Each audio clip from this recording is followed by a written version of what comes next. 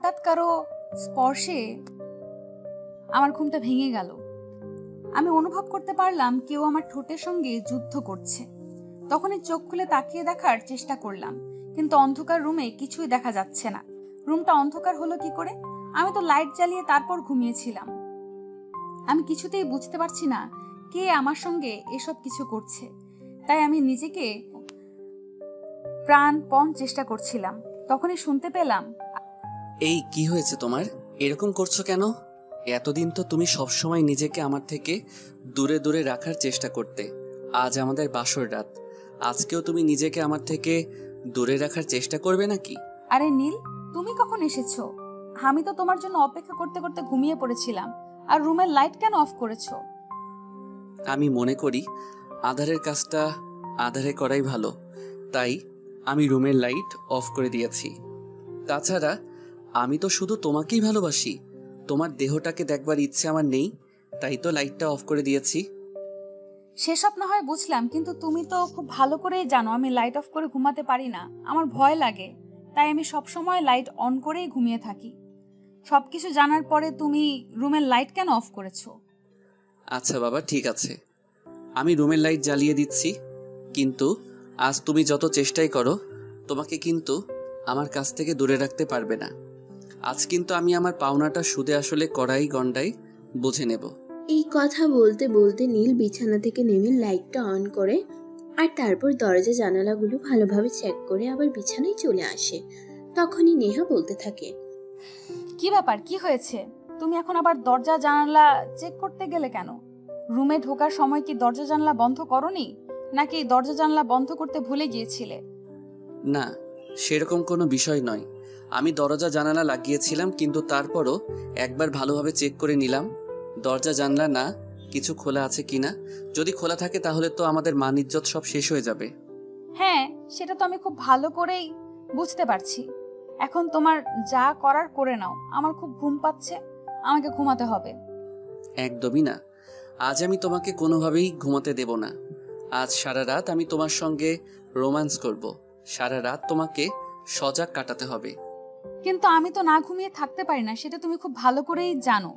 কারণ আমি যদি না ঘুমিয়ে থাকি তাহলে আমার প্রচন্ড মাথা ব্যথা শুরু হয়ে যায়। আর আমার মাথা ব্যথা শুরু হলে আমার কি অবস্থা হয় সেটা তো তুমি খুব ভালো করেই জানো। সেটা অবশ্য আমি খুব ভালো করেই জানি, কিন্তু তা বললে কি হবে ম্যাডাম? বাসর রাতে জীবনে একবারই আসে, আর এই রাতের অপব্যবহার আমি করতে চাই না। তাই তোমার একটু কষ্ট হলেও আজকে রাতের পরিপূর্ণতা তো আমাকে দিতেই হবে, তা না হলে কিন্তু আমি মানছি না। ওই কথাটা বলা শেষ করার আগেই নীল নেহাকে তার কাছে টেনে নেয় আর তার কপালে আলতো করে ভালোবাসার পরশ এঁকে দিয়ে বলে, দেখো নেহা, অনেক কষ্টের পর আমি তোমাকে পেয়েছি। অনেক চেষ্টা করেছি বিয়ের আগে তোমাকে একটু কাছে পাবার জন্য, কিন্তু তুমি আমাকে কোনো পাত্তাই দাওনি। বরঞ্চ তুমি সবসময় আমাকে বলেছ যদি আমি তোমাকে বিয়ে করি তাহলে আমি তোমাকে পরিপূর্ণ রূপে পাবো।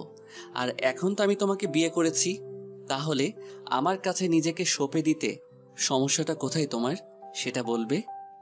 আচ্ছা ঠিক আছে, আমি আর তোমাকে নিষেধ করব না, তোমার যা ইচ্ছে হয় তুমি তাই করো, আমার কোনো সমস্যা নেই।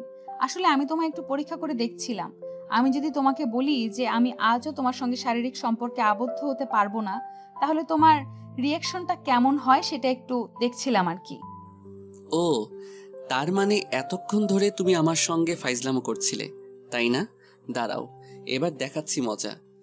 এই কথা বলে সঙ্গে সঙ্গে নীল নেহাকে তার আরো কাছে টেনে নিয়ে তার ঠোঁট দুটো চুষতে থাকে। আর অন্যদিকে নেহা সারা শরীরের স্পর্শকাতর স্থানগুলোতে হাত বুলোতে থাকে। নেহা নীলের ছোঁয়া পেয়ে একদম অস্থির হয়ে পড়ছিল। নিজেকে নীলের কাছে সম্পূর্ণরূপে সঁপে দেওয়ার জন্য প্রস্তুত সে। নীল কম যায় কি? সে এই যুগের ছেলে, কোনো কিছু জানে না সেরকম তো নয়। সে এই যুগের ছেলে বলে সবকিছুতেই এক্সপার্ট। সে নেহাকে আদর করতে করতে একদম উত্তেজনার চরম পর্যায়ে নিয়ে যায়। তখন নেহা তাকে বলতে থাকে, নীল প্লিজ, আর এরকম করো না, আমি সহ্য করতে পারছি না। এবার প্লিজ আমার একটু ঠান্ডা হওয়ার বন্দোবস্ত করো, তা না হলে কিন্তু আমি সত্যিই বলছি আমি একদম মরেই যাব। আমি আর সহ্য করতে পারছি না। কেন ম্যাডাম, এখনই আপনার কি হয়েছে? আমি তো সবে মাত্র শুরু করেছি, এখনো তো কিছুই করলাম না, আর এখনই আপনি সহ্য করতে পারছেন না? কি বলছেন আপনি এসব? তাহলে এতদিন যে আপনি আমাকে এতটা ঘোরালেন তার কি হবে? নীল প্লিজ, এখন আর তুমি আমার সঙ্গে এসব বিষয় নিয়ে ফাজলামো করো না। আমি সত্যি বলছি, আমি আর পারছি না। ওকে মাই ডিয়ার সুইটহার্ট, আমি তোমায় আর জ্বালাচ্ছি না। হাজার হোক তুমি আমার বউ বলে কথা। তোমাকে কি আমি একদিনে সবটা খেয়ে ফেলবো নাকি? রেখে রেখে আস্তে আস্তে চুষে চুষে খাবো, মিল্ক ক্যান্ডি চকলেটের মতো। বুঝতে পেরেছো? হ্যাঁ, সেই তোমার যা ইচ্ছে তুমি তাই করো, তাহলে আমার কোনো আপত্তি নেই, কিন্তু এখন আমি সত্যি অস্থির হয়ে পড়েছি।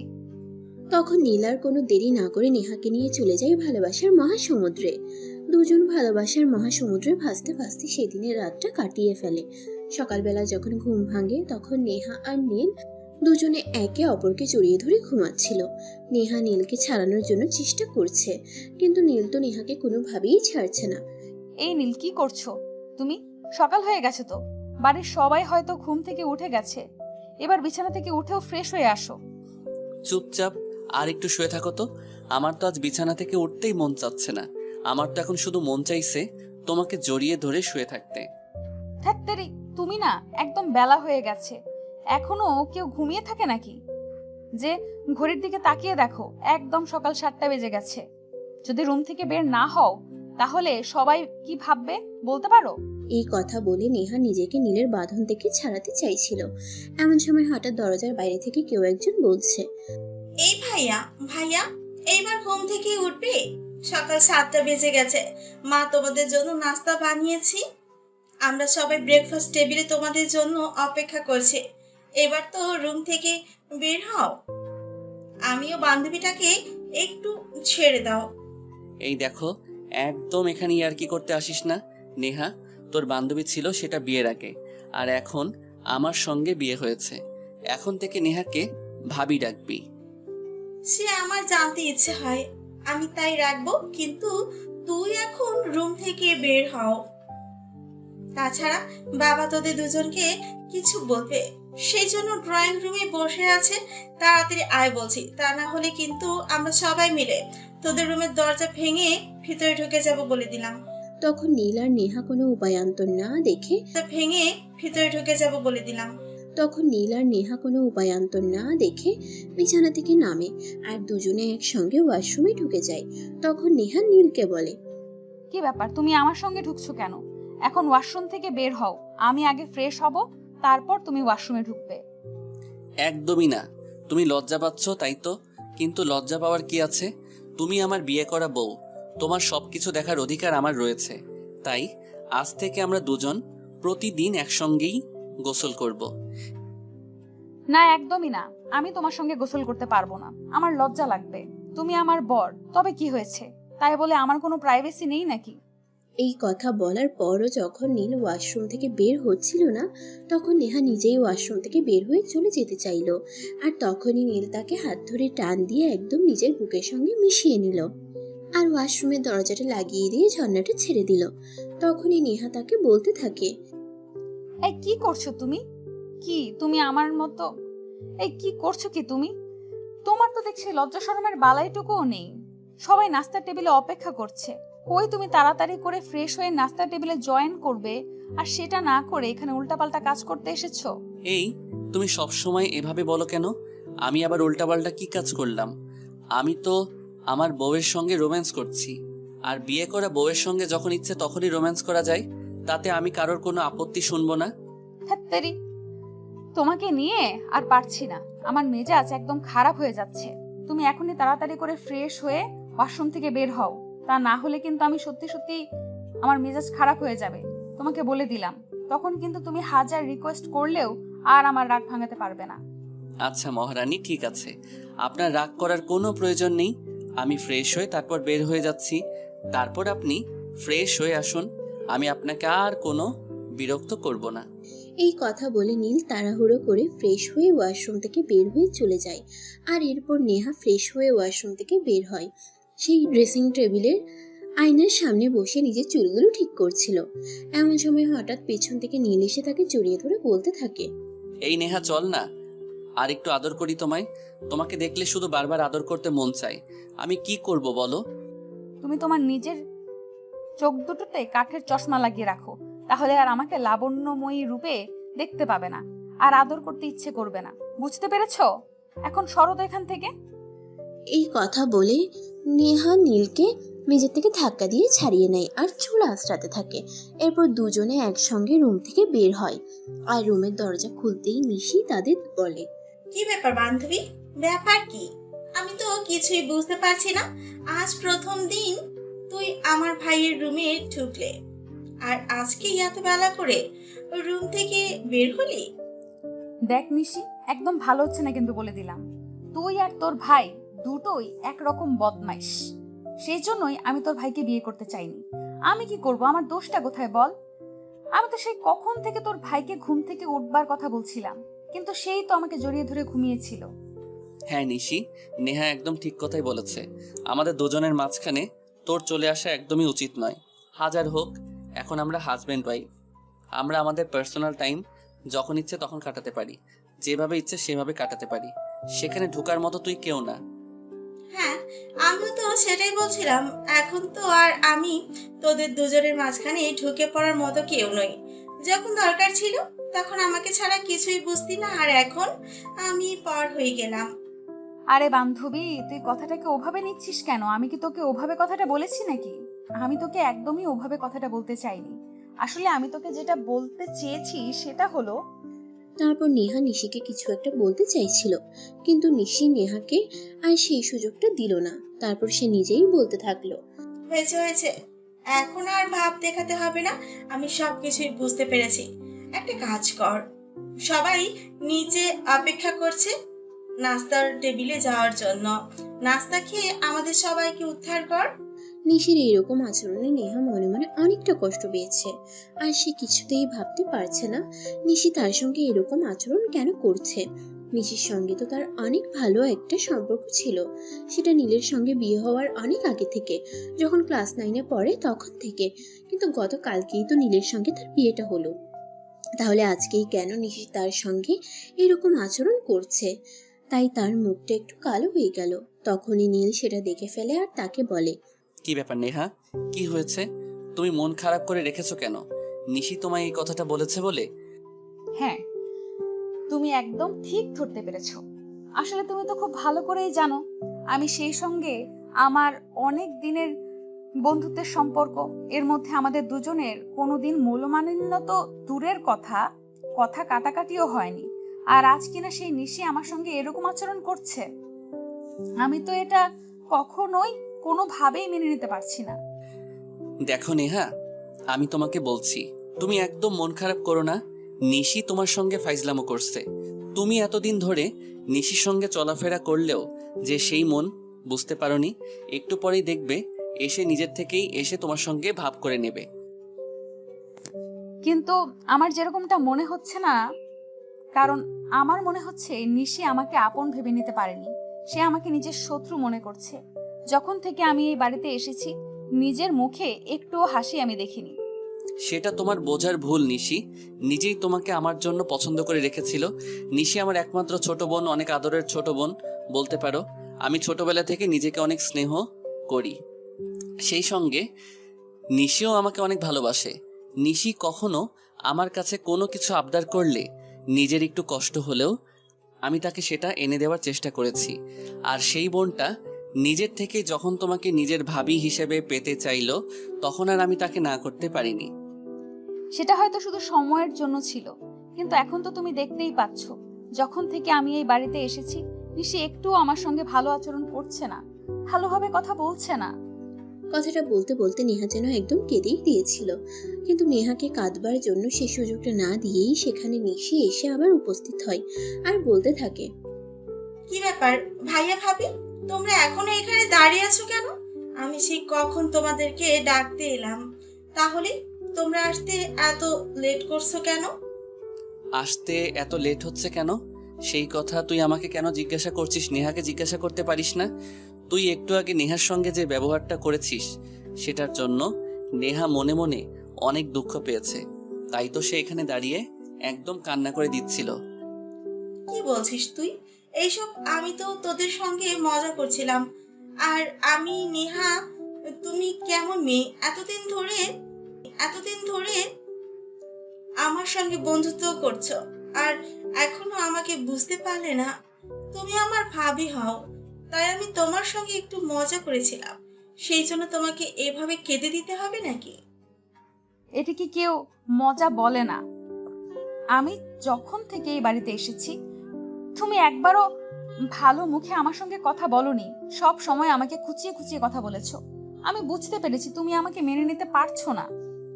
যখন তুমি বুঝতেই পারছো আমি তোমাকে মেনে নিতে পারছি না, তাহলে এখন এই বাড়িতে পড়ে আছো কেন? যে বাড়িতে তোমাকে কেউ মেনে নিতে পারে না, সে বাড়িতে তো থাকার কোনো মানেই হয় না। নিশি, তোমরা আমাকে মেনে নিতে পারবে না সেটা বিয়ের আগে বললেই তো পারতে। তাহলে তো আমি তোমার ভাইকে বিয়েটাই করতাম না। তাছাড়া তুমিও তো খুব ভালো করেই জানো যে তোমার ভাইকে বিয়ে করার সেরকম কোনো আগ্রহ পাবার কখনোই ছিল না। নিতান্ত তোমার পরিবার আমার চাচাকে অনেক জোরাজুরি করেছে বলেই কিন্তু আমার চাচা তোমাদের পরিবারে আমাকে পাঠাতে বাধ্য হয়েছে। আর তুমি তো আমার পরিবারের সম্পর্কে সবকিছুই জানো। যখন আমার পরিবার তোমার ভাইয়ের সঙ্গে আমার বিয়েটা দিয়েই দিয়েছেন, এখন যদি আমি বাড়িতে ফিরে যাই তাহলে কি আমার বাড়ির কেউ আমাকে একসেপ্ট করবে? খুবই দুঃখের ব্যাপার। আমি আসলে ভাবতেই পারছি না তোমার জন্য আমার কি করা উচিত। তুমি বাড়িতে ফিরে গেলে তোমার বাড়িতে কেউ মেনে নিবে না, তোমাকে বাড়িতে কেউ জায়গা দিবে না, তাহলে তুমি যাবে কোথায়? একটা কাজ করো, শহরের বাইরে আমাদের একটা বাংলো বাড়ি আছে, সেখানে কেউ থাকে না, তুমি কয়েকদিনের জন্য ওখানে চলে যাও। তারপর একটা বন্দোবস্ত করে যেখানে ইচ্ছে চলে যেও। নীল, এসব তোমার বোন কি বলছে? তুমি কি আমাকে এই প্রতিশ্রুতি দিয়ে বিয়ে করেছিলে? তোমার পরিবারের মানুষ আমাকে মেনে নিতে পারবেই না সেটা তুমি আমাকে বিয়ের আগে বললেই পারতে। তোমাকে আমি বিয়েটাই করতাম না। কেন আমার জীবনটাকে নিয়ে এইভাবে ছিনিমিনি খেলেছো? আমি তো কিছুই বুঝতে পারছি না। আল্লাহ তোমাদের দুজনের জ্বালাই আমি আর নিতে পারছি না। তোমরা দুজনে এখন দয়া করে এসব নাটক বন্ধ করো আর নাস্তার টেবিলে চলো। আর নিশি, তোকে বলছি, একদম কিন্তু এখন বাড়াবাড়ি করে ফেলেছিস। এখন যদি এই সবকিছুর পরিসমাপ্তি না ঘটাস তাহলে কিন্তু আমি মায়ের কাছে বিচার দেব। তারপর কি হবে সেটা কিন্তু তুই খুব ভালো করেই জানিস। ওকে ফাইন, ঠিক আছে, আমি আর ফাজলামো করছি না। নেহা, প্লিজ এবার নাস্তার টেবিলে চলো। তোমার এইসব ন্যাকামো আমি আর নিতে পারছি না। আমি আসলেই বুঝতে পারছি না আমার সঙ্গে এসব কি হচ্ছে। আমি ন্যাকামো আবার কোথায় করলাম? তোমরা আমাকে যা বলছো আমি তো তাই করছি। তাহলে আর কি বলছি? বলছি তো, তোমাদের যদি আমাকে মেনে নিতে সমস্যা হয় তাহলে বলো, আমি চলে যাই। এই মেয়ে, তোমার এত বড় সাহস! শুধু বারবার বলছো তুমি চলে যাবে চলে যাবে। তুমি চাপ এটা কোথায় সেটা বলতে পারো? যদি কোথাও থাকার জায়গা না পাই তাহলে রাস্তায় থাকবো। আর এখন তো অনেকেরই ভিটে বাড়ি নেই, তারা তো রাস্তায় দিন কাটায়। তাহলে আমি রাস্তায় থাকতে সমস্যাটা কোথায়? আর যদি একটা কথা বলো তাহলে কিন্তু আমি থাপড়াতে থাপড়াতে তোমার সব কটা দাঁত ফেলে দিব বলে দিলাম। এখন আর এসব ইয়ার্কি মার্কে কথাবার্তা আমি নিতে পারছি না। আর নিশি, তোকে বলছি, এসব যদি এখন তুই বন্ধ না করিস তাহলে কিন্তু তোর পিঠে কয়টা পড়বে তার কোনো গ্যারান্টি নেই। তুই আমাকে দোষ দিচ্ছিস কেন? তোর বউকে কিছু বলতে পারছিস না? তোর বউ এই যে এত ন্যাকামি করছে, তোর বউয়ের বেলায় কিছুই না, আমি করলেই যত দোষ, তাই না? এই নিহাস শোন, আমি আর তোমাদের সঙ্গে কোনো কথাই বলবো না। এবার খুশি তো তোমরা? নিশি প্লিজ, আমি তোমাকে রিকোয়েস্ট করে বলছি, তুমি আমার সঙ্গে এরকম ব্যবহার করো না। তুমি আমার সঙ্গে এরকম ব্যবহার করলে এটা আমি মেনে নিতে পারবো না। দেখো, তোমরা চেয়েছিলে বলেই তোমার ভাইয়ের সঙ্গে আমার বিয়েটা হয়েছে। নয়তো যে তোমার ভাইকে বিয়েটা করার কোনো আগ্রহ আমার ছিল না সেটা তোমরা খুব ভালো করেই জানো। হ্যাঁ, আমি সব কিছুই জানি, কিন্তু তুমি যে ডুবে ডুবে জল খেয়েছো সেটা তো আমি জানতাম না। আমি তো আর কোনোভাবেই জানতাম না তুমি আগে থেকে আমার ভাইকে পছন্দ করতে, শুধু মুখে বলার অপেক্ষায় ছিলে। নিশি আর নেহা, দুজনে প্লিজ চুপ করো। আমি তোমাদের এসব আর সহ্য করতে পারছি না। আমি এক্ষুনি আম্মুকে ডাক দিয়েছি। দাঁড়াও। আম্মু, আম্মু, একবার এদিকে আসো। কি ব্যাপার নীল, কি হয়েছে? আমাকে ডাকছিস কেন? আমি তো সে কখন থেকে তোদেরকে ডাকছি নাস্তা খেতে আসার জন্য। আম্মু, আগে তুমি তোমার মেয়ে আর বৌমাকে সামলাও। আমি এদের দুজনকে সামলাতে পারছি না। আমার জাস্ট অসহ্য লাগছে। দুইটা শয়তানের হাড্ডি কোথা থেকে এক হয়েছে আমি কিছুতেই বুঝতে পারছি না। আমার মেয়ে আর আমার বৌমা কি করেছে? আমি যতদূর জানি আমার মেয়ে আর বৌমা যথেষ্ট ভালো, কিন্তু তুই এমনভাবে বলছিস যেন তারা মহাভারত শুদ্ধ করে ফেলেছে। সে তোমার মেয়ে, বৌমা মহাভারত অশুদ্ধ করেছে নাকি শুদ্ধ করেছে সেটা ওদের কাছে জিজ্ঞাসা করো না, আমাকে কেন বলছো? তোমার মেয়ে আর বৌমা কি করেছে সেটা তাদের কাছে জিজ্ঞাসা করলেই তো পারো। তখন নীলের মা বলে, আচ্ছা ঠিক আছে, তুই দাঁড়া, আমি ওদের দুজনকে জিজ্ঞাসা করছি কি হয়েছে। এই কথা বলে নীলের মা নিশিকে জিজ্ঞাসা করে। কি ব্যাপার নিশি, কি হয়েছে? ঘটনাটা কি আমাকে একটু খুলে বলতো, আমি শুনি। আমি তো তোদের কথা আগাগোড়া কোনো কিছুই বুঝতে পারছি না। তাছাড়া তোরা যে কেন এসব কিছু করিস আমি সেটাও বুঝতে পারি না। মা, আসলে বিষয়টা সেরকম কিছুই না। আমি ভাবির সঙ্গে একটু মজা করছিলাম, আর ভাবি সেটা বুঝতে না পেরে এমন অবস্থা করেছে। আসলে তাকে তো আমি আমার বান্ধবী থেকে ভাবি বানিয়েছি, তাই একটু মজা করছিলাম আর কি, কিন্তু সেটা বুঝতে পারেনি। দেখ, মেয়েটা এমনিতেই আপসেট। আমি চাই না তোদের মধ্যে কেউ এই মেয়েটাকে কোনোভাবে কোনো প্রকার বিরক্ত করুক। আর নেহা, তোমাকে বলছি, তুমি এদের কথা একদম কান দেবে না। এক একটা বদমাইশের হাড্ডি, ওরা যা বলার বলুক, তুমি এক কান দিয়ে এদের কথায় কখনো কান দেবে না, বুঝতে পেরেছো? হ্যাঁ আন্টি, আমি বুঝতে পেরেছি। এখন চলুন ব্রেকফাস্ট টেবিলে, আমারও খুব ক্ষুধা পেয়েছে। হ্যাঁ, সবাই চলো। ব্রেকফাস্ট টেবিলে অনেকক্ষণ ধরে নাস্তা নিয়ে অপেক্ষা করছি, এখন আর অপেক্ষা করতে পারবো না। আর হ্যাঁ বৌমা, আজ কিন্তু তোমার এই বাড়িতে প্রথম দিন বলে ছাড়া পেয়ে গেছো। আগামীকাল থেকে সকালের নাস্তাটা কিন্তু সবার জন্য তোমাকে বানাতে হবে। আমি কিন্তু আর কাল থেকে সকাল সকাল ঘুম থেকে উঠবো না। আরে আম্মু, এসব তুমি কি বলছো? নেহা এই বাড়ির নতুন বউ। নেহা এখনো কোনো কিছু বুঝে উঠতেই পারেনি, আর সেখানে তুমি বলছো রান্না করতে হবে? এই মেয়ে রান্নার রটা জানে তো? শোনো নীল, আমি তোমার মা, আমি সব কিছু জানি কে কি করতে পারে আর কে কি করতে পারে না। নেহার ওপর আমার সম্পূর্ণ ভরসা আছে। তাছাড়া আমিও একটা মেয়ে মানুষ। আমি যখন বিয়ে করে এ বাড়িতে এসেছিলাম তখন আমি কোনো কিছুই জানতাম না। আর তোমাদের বাড়িতে যখন আমাকে পালকি থেকে নামানো হলো তখনই তোমার দাদু মানে আমার শাশুড়ি মা আমাকে রান্না করতে বলেছিলেন। আমি সেদিনই রান্না করে সবাইকে খাইয়েছিলাম। ঠিক আছে আম্মু, আপনি কোনো চিন্তা করবেন না। আপনি আমার পাশে থাকলে সব কিছুই করতে পারবো। আমার কোনো সমস্যা হবে না, শুধু আমাকে একটু সহযোগিতা করলেই হবে। আপনি তো জানেন যে আমার মা বেঁচে নেই, তাই রান্না বান্না টুকটাক করেছি। তারপর কথা বলতে বলতে একে একে সবাই ব্রেকফাস্ট টেবিলে চলে যায়। নাস্তা শেষ করে যে যার যার মতো তার তার রুমে চলে যায়। আর এদিকে নেহা রুমে আসতেই নীল রুমের দরজাটা লাগিয়ে দেয়। তখনই নেহা বলে, কি ব্যাপার, তুমি এখন আবার দরজা বন্ধ করলে কেন? তোমার মাথায় আবার কোনো কুমতলব ঘুরছে নাকি? দেখো, একদম ওসব কুমতলব দেখাতে এসো না, তাহলে কিন্তু খারাপ হবে বলে দিলাম। তাই নাকি? কি খারাপ হবে বলো শুনি। তুমি আমার বিয়ে করা বউ, আর তোমার সঙ্গে আমি যে কোনো সময় রুমের দরজা বন্ধ করতেই পারি। এতে খারাপ হওয়ার কি আছে বলো তো? তাই নাকি? কি খারাপ হবে বলো শুনি। তুমি আমার বিয়ে করা বউ, আর তোমার সঙ্গে আমি যে কোনো সময় রুমের দরজা বন্ধ করতেই পারি। এতে খারাপ হওয়ার কি আছে বলো তো? হ্যাঁ মিস্টার, এটা আমি খুব ভালো করেই জানি যে আমি আপনার বিয়ে করা বউ, কিন্তু তাই বলে আপনি যখন তখন রুমের দরজা বন্ধ করবেন, এটা তো হতে পারে না। আপনি আমাকে বিয়ে করেছেন বলে কিনে নিয়েছেন, এরকম চিন্তা ভাবনা বাদ দিন মন থেকে। আমি আপনার বিয়ে করা বউ, কিন্তু টাকা দিয়ে কিনে নেওয়া দাসী নই। আপনি যখন তখন আমাকে বিছানায় ডাকতে পারেন না। তোমাদের মেয়েদেরকে আমার শুধুমাত্র এই একটা কারণেই পছন্দ নয়, কারণ তোমরা বোঝো ঠিকই, কিন্তু একটু বেশি বোঝো। কখন কোথায় কি হবে না হবে সেসব কিছু না জেনে শুনে তোমরা কমেন্ট করতে থাকো। আমি রুমের দরজা বন্ধ করেছি বলেই যে তোমাকে বিছানায় ডাকবো, এমনটা তোমাকে কে বলেছে শুনি? তাহলে তুমি রুমের দরজা বন্ধ করলে কেন এই অসময়ে? এভাবে কেউ রুমের দরজা বন্ধ করে? দেখো, তুমি আমার বিয়ে করা বউ। আমি রুমের মধ্যে তোমার সঙ্গে কি করব না করব সেটাকে অন্য কাউকে দেখানোর ইচ্ছে আছে নাকি বলো? তোমার আর আমার মধ্যে কিছু প্রাইভেসি থাকবে না?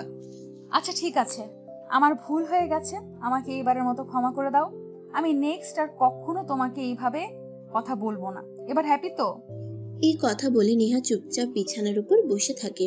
আর এদিকে নীল ড্রেসিং টেবিলের ড্রয়ার থেকে একটা গিফট বক্স বের করে আনে আর সেটা নেহার হাতে তুলে দিয়ে বলতে থাকে, এটা স্পেশালি তোমার জন্য, দেখো তো পছন্দ হয়েছে কিনা। যদি পছন্দ না হয় তাহলে আজ বিকেলে তোমাকে নিয়ে বের হব, আর তোমার পছন্দ মতোই কিনে দেব। তুমি আমাকে কিছু গিফট করবে, সেটা আমার পছন্দ হবে না এমনটা হয় নাকি বলো? অবশ্যই আমার পছন্দ হবে। যাই হোক, এটা এখন রেখে দাও, রাতে দেখবো। এখন আমার শরীরটা একটু টায়ার্ড লাগছে, একটু ঘুমিয়ে নেই। তারপর আজ দুপুরে সবার জন্য নিজের হাতে খাবার তৈরি করব। ওরে বাবা রে বাবা, আমি তো দেখছি আমার মায়ের সঙ্গে সঙ্গে তোমার মাথাটাও খারাপ হয়ে গেছে। তুমি এই বাড়ির নতুন বউ, এখনই তোমাকে রান্না করে ঢুকতে হবে না? তাছাড়া আমি তো 3 মাসের ছুটিতে দেশে এসেছি, তাই না? 3 মাস পর তো আবার দেশের বাইরে চলে যেতে হবে। তখন তো আর আমি আমার বউকে কাছে পাবো না। আর অলরেডি 1 মাস সময় চলে গেছে।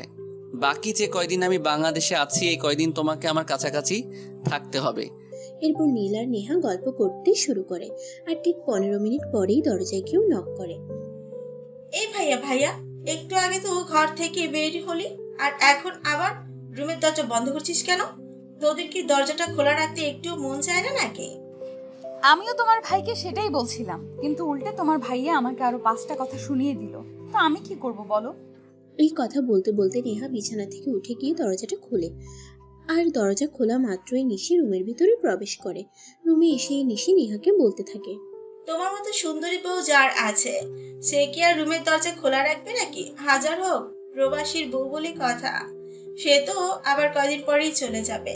নিশি, তোকে এই সময়ে আমার রুমে আসতে কে বলেছে বলতো? তোর কি আক্কেল জ্ঞান বলতে কোনোদিনও কোনো কিছু হবে না, নাকি তুই আমাকে জ্বালাতন করবার জন্যই এই সব কিছু করিস বলতো? তুই আমার বান্ধবীকে নিয়ে রুমের মধ্যে রোম্যান্স করবি, আর আমি কি দূরে বসে থাকবো নাকি? আমাকে একটা বিয়ে দিচ্ছিস না কেন? আমাকে বিয়ে দিয়ে দিলেই তো আর আমি তোদের বিরক্ত করতে আসি না, তাই না? ও তাই নাকি ম্যাডাম? আপনারও বুঝি এবার বিয়ে করার সবচেয়ে গেছে? একদম চর মেরে সব কটা দাঁত ফেলে দিব। এক্ষুনি আমার রুম থেকে বের হওয়ার, চুপচাপ নিজের রুমে গিয়ে পড়তে বসো। নিজে বিয়ে করে বউকে নিয়ে রোম্যান্স করতে পারবে, সেখানে কোনো সমস্যা নেই, কিন্তু যে না আমি বললাম আমাকে বিয়ে দিতে, অমনি ওনার সমস্ত সমস্যা এসে হাজির হয়ে গেল। উনি আমার দাঁত ফেলে দিচ্ছেন। এরে বাবা রে বাবা। নিশি বোন আমার, তুমি কোনো চিন্তা করো না। ওই যে তোমার 36 নাম্বার বয়ফ্রেন্ড আছে না, ওর সঙ্গে আমি কালকেই কথা বলবো আর তোমার বিয়ের বন্দোবস্ত করব। এই কথা শোনা মাত্রই তো নীলের মাথায় তো একদম চক্কর দেওয়ার মতো অবস্থা। কারণ সে আজ পর্যন্ত একটা প্রেমও করলো না, আর সেখানে 36 নাম্বার বয়ফ্রেন্ড। নেহা কি এই কথাটা তার সঙ্গে মজা করে বলছে, নাকি এক্কা আলা বাস দেওয়ার জন্য বলছে? এই কথাটা কোনোভাবেই নিশি বুঝতে পারছে না। তাই নিশি নেহাকে বলল, আচ্ছা নেহা, একটা কথা বলো তো, আমি কিন্তু তোমার কথাটা কোনোভাবেই বুঝতে পারছি না। তুমি আমার 36 নাম্বার বয়ফ্রেন্ড বলতে কি বোঝাতে চাইছো? বয়ফ্রেন্ড মানে বয়ফ্রেন্ডের কথা বলছি। আমি কেন? তুমি কি তোমার বয়ফ্রেন্ড সম্পর্কে অবগত নও নাকি? প্রেম করতে পারো তখন কোনো সমস্যা নেই, আর বিয়ে করতে গেলে যত সমস্যা। যখন প্রেম করে ওই মানুষটাকে বিয়েই করতে পারবে না, তাহলে প্রেম করতে যাও কেন বলো তো? নেহা প্লিজ এবার বন্ধ করো, আমার কিন্তু এখন আর ভালো লাগছে না। তুমি এভাবে আমাকে পচাচ্ছ কেন? তুমি খুব ভালো করেই জানো আমার কোনো বয়ফ্রেন্ড নেই, সেখানে তুমি 36 নাম্বার বয়ফ্রেন্ড কোথা থেকে জোটাচ্ছ? আমি সেটাই বুঝতে পারছি না। তখন নেহা বলতে থাকে, সকালবেলা তুমি আমার সঙ্গে যেটা করলে আমিও তোমার সঙ্গে সেটাই করলাম। আপন মানুষের সঙ্গে করলে সেটা মজা লাগে, আর নিজের বেলায় করলে সেটা কলিজায় আলাদা লাগে, তাই না? আচ্ছা ঠিক আছে, এখন তুমি কি বলতে এসেছিলে সেটাই বলো। আর তোমার বিয়ে বন্ধ অবস্থায় যত দ্রুত সম্ভব দেখছি করব। নেহা, তুমি আমার সঙ্গে এরকমটা করবে এটা আমার কল্পনাতেও ছিল না। আমি ভাবতে পারিনি তোমার মাথায় আমি ভাবতে পারিনি তোমার মাথায় এত চিন্তা নিয়ে ঘুমাও কি করে। যাই হোক, আমি এমনিতেই এসেছিলাম, আসলে বাড়ির সকল মেহমান চলে গেছে তো, তাই একা একা ভালো লাগছিল না। শোনো, একটা কাজ করি, বিকেলে আমরা সবাই কোথাও থেকে ঘুরে আসি, তাহলে সবারই ভালো লাগবে। আর সেখানে কিন্তু আমরা পরিবারের সবাই মিলে যাচ্ছি কোথাও ঘুরতে বা রেস্টুরেন্টে খেতে, যেটাই হোক না কেন। তুমি কি তোমার নিজের পায়ে নিজেই কুড়ুল মারতে চাইছো নাকি? আমি তো সেটাই বুঝতে পারছি না। তুমি খুব ভালো করেই জানো পরিবারের সকল মেম্বার তোমাকে একসেপ্ট করতে পারেনি, আর সেখানে তুমি কিনা পরিবারের সকল মেম্বারকে নিয়ে কোথাও ঘুরতে যাবে বলে চিন্তা করছো। হ্যাঁ নিশি, তুই একদম ঠিক কথাই বলেছিস। ছোট কাকিমা কেন জানো নেহাকে অ্যাকসেপ্ট করতে পারছে না। আমি সেটাই বুঝতে পারছি না ওনার সমস্যাটা কোথায়। হ্যাঁ, আমিও সেটাই বুঝতে পারছি না, ছোট কাকিমা কেন যে নেহাকে অ্যাকসেপ্ট করতে পারছে না। আমার মা আমাদের পরিবার যেখানে নেহাকে সানন্দে অ্যাকসেপ্ট করে নিয়েছে, সেখানে উনি কি বোঝাতে চাইছে? দেখো, এটা তো নতুন কিছু নয়। আমি যেদিন থেকে নিজের সঙ্গে বন্ধুত্ব করেছি, যেদিন থেকে এই বাড়িতে আসা শুরু করেছি, সেদিন থেকেই উনি আমাকে একদমই সহ্য করতে পারেন না। উনি আমাকে নিজের প্রতিদ্বন্দ্বী মনে করেন, আর সেটার পেছনে যথেষ্ট কারণ রয়েছে। তোমরা সবাই খুব ভালো করেই জানো, ওনার একটা বোনের মেয়ে রয়েছে, যেটাকে নীলের সঙ্গে বিয়ে দেওয়ার চিন্তা করেছিলেন। কিন্তু আমার সঙ্গে নিজের বিয়েটা হয়ে যাওয়াতে খুব বড় একটা প্রবলেম হয়ে গেল, যার কারণে উনি ওনার বোনের মেয়েকে নীলের সঙ্গে বিয়ে দিতে পারলেন না। শোনো, পরিবারের সবাই মেনে নিলেও আমি ওই বিয়েটা কোনোদিনই মেনে নিতাম না। কারণ এই মেয়েটাকে ছোটবেলা থেকে আমি একদম পছন্দ করি না। মেয়েটা সবসময় কেমন যেন একটা উদ্ভট টাইপের, সবসময় শুধু নিজের বিষয়টাই চিন্তা করে, অন্য কারোর ক্ষতি হয়ে গেলেও সেটা দেখার প্রয়োজন মনে করে না। তাই দুনিয়া উল্টে গেলেও ওই মেয়েকে আমি কোনোদিনই আমার ভাইয়ের বউ হিসাবে মেনে নিতাম না। হ্যাঁ নিশি, তুই একদম ঠিক কথাই বলেছিস। এই মেয়েকে আর যাই হোক বাড়ির বউ বানানো যায় না। যাই হোক নেহা, তুমি এই বিষয়ে কোনো চিন্তা করো না। যেখানে আমি আমার পরিবার তোমাকে পছন্দ করে এই বাড়িতে নিয়ে এসেছি, সেখানে আমরা ওনার কোনো সমস্যাকে কেন বড় করে দেখব বলো তো? ওনার যা ইচ্ছে উনি তাই করুক, তুমি সেদিকে ফিরেও তাকাবে না, তাহলেই সব সমস্যার সমাধান হয়ে যাবে। তারপর নীল, নেহা আর নিশি তিনজনে বসে গল্প করতে থাকে। এদিকে দেখতে দেখতে দুপুর হয়ে এলো। নেহা রুম থেকে বের হয়ে রান্নাঘরে চলে যায় রান্না করার জন্য। তার শাশুড়ি মা রান্না করছিল আর সে তার শাশুড়ি মাকে রান্নার কাজে সহযোগিতা করছিল। তখনই তার ছোট কাকি শাশুড়ি রান্নাঘরে আসে। কি ব্যাপার বড় আপু, তুমি রান্নাঘরে কি করছো? তোমার ছেলে বিয়ে করেছে, এখন থেকে রান্না বান্না সব কাজ তোমার ছেলের বউ করবে, তাহলে তুমি রান্না করছো কেন? হ্যাঁ, সেটা তোমাকে বলে দিতে হবে না, আমি খুব ভালো করে জানি। আমার ছেলে বিয়ে করে আমার জন্য পুত্রবধূ নিয়ে এসেছে, বাড়ির চাকরানি নিয়ে আসেনি, যাকে দিয়ে আমি আমার বাড়ির সমস্ত কাজ করাবো। তাছাড়া সে আমার বাড়ির নতুন বউ, তাকে দিয়ে এখনই আমাকে কেন সব কাজ করাতে হবে বল? তোমাদের বাপু ভালো কথা বলতে নেই, কারণ তোমরা ভালো কথাটা কখনোই বুঝবে না।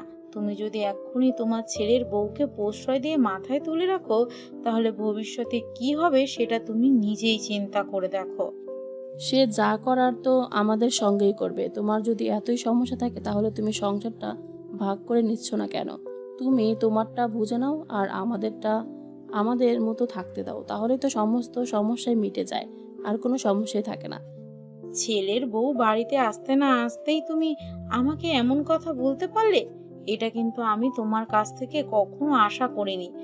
আমি সবসময় তোমাকে নিজের বড় বোনের মতো দেখতাম, কিন্তু আজ তুমি আমার সঙ্গে যেটা করলে, তুমি বুঝিয়ে দিলে পর কখনো আপন হয় না। এই কথাটা শুনতে শুনতে নেহা রান্নাঘরে প্রবেশ করছিল।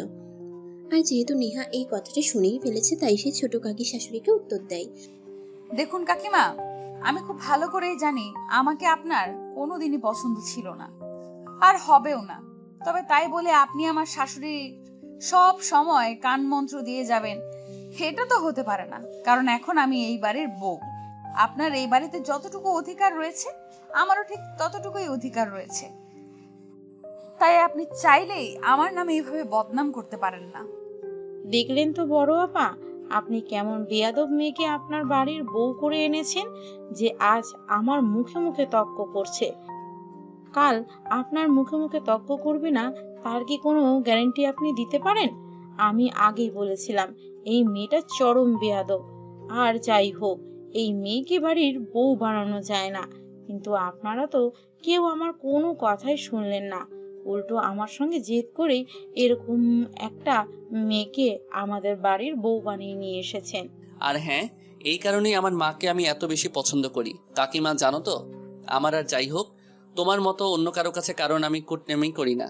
যাই হোক কাকিমা, তোমাকে একটা কথা স্পষ্ট জানিয়ে দিচ্ছি, আজকের পর যদি তুমি কখনো নেহার পিছনে লাগতে আসো, তাহলে কিন্তু আমি ছোট কাকার কাছে তোমার নামে বিচার দিব, এটা বলে দিলাম। কারণ তোমার এসব ব্যবহার ইদানিং আমি আর সহ্য করতে পারছি না। মেয়েটার সঙ্গে থেকে থেকে তো দেখছি তুমিও বড্ড বেয়াদব হয়ে যাচ্ছ।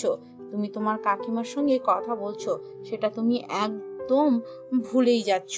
তুমি তো এর আগে কখনো তোমার কাকিমার সঙ্গে এইভাবে কথা বলতে না। হ্যাঁ বলতাম না, কারণ এর আগে কখনো আমি আমার কাকিমার আসল রূপটা দেখতে পাইনি, তাই।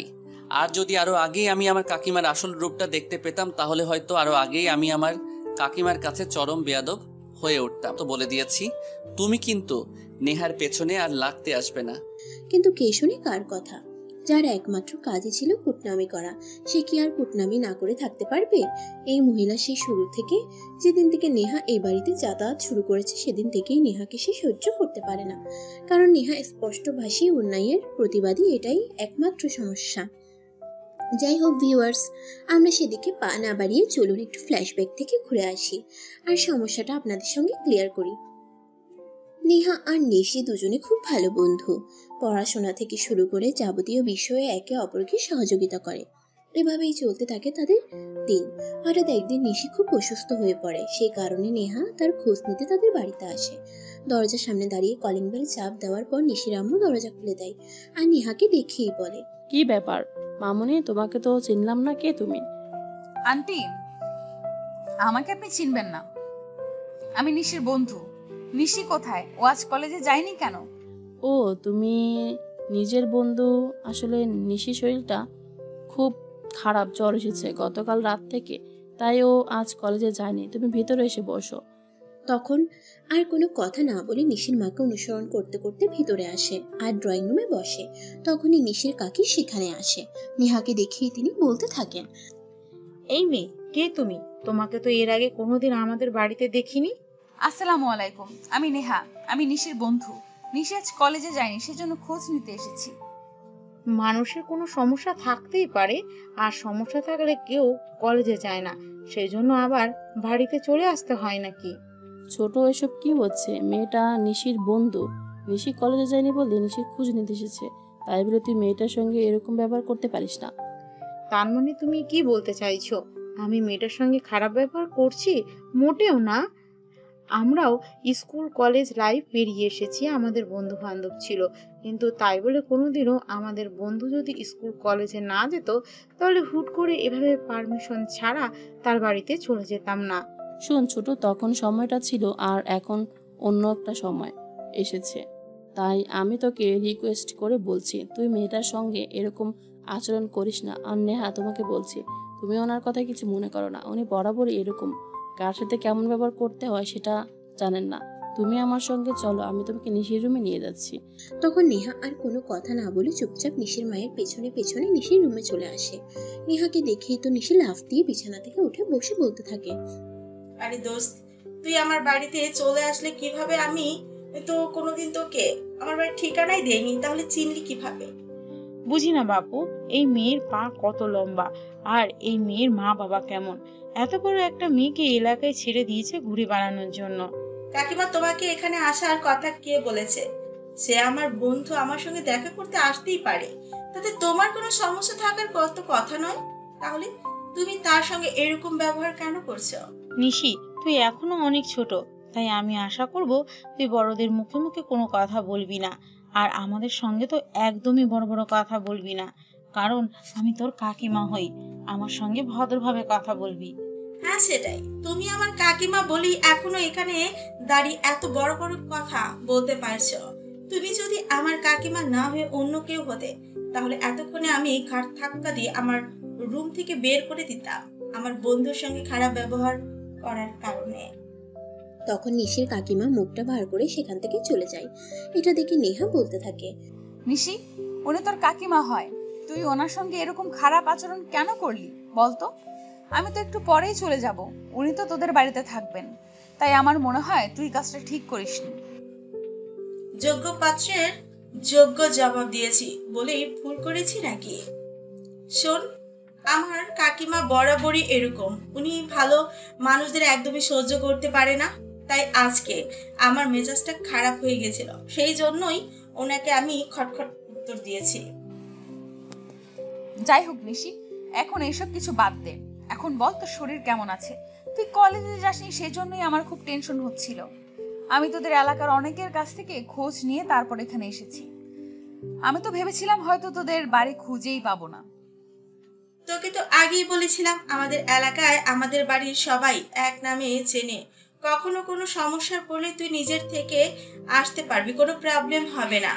কখনো কোনো সমস্যায় পড়লে তুই নিজে থেকে আসতে পারবি, কোনো প্রবলেম হবে না। যাই হোক, আমার শরীরের কথা বলি।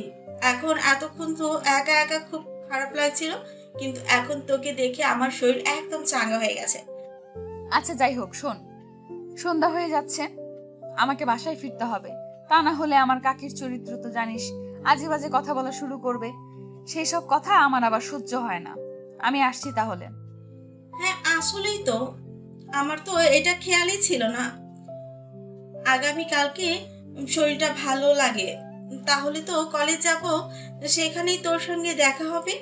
নিশির কাছ থেকে বিদায় নিয়ে ওখান থেকে বের হয়ে আসতে চাইছিল, এমন সময় নিশির মা সেখানে এসে উপস্থিত হয়।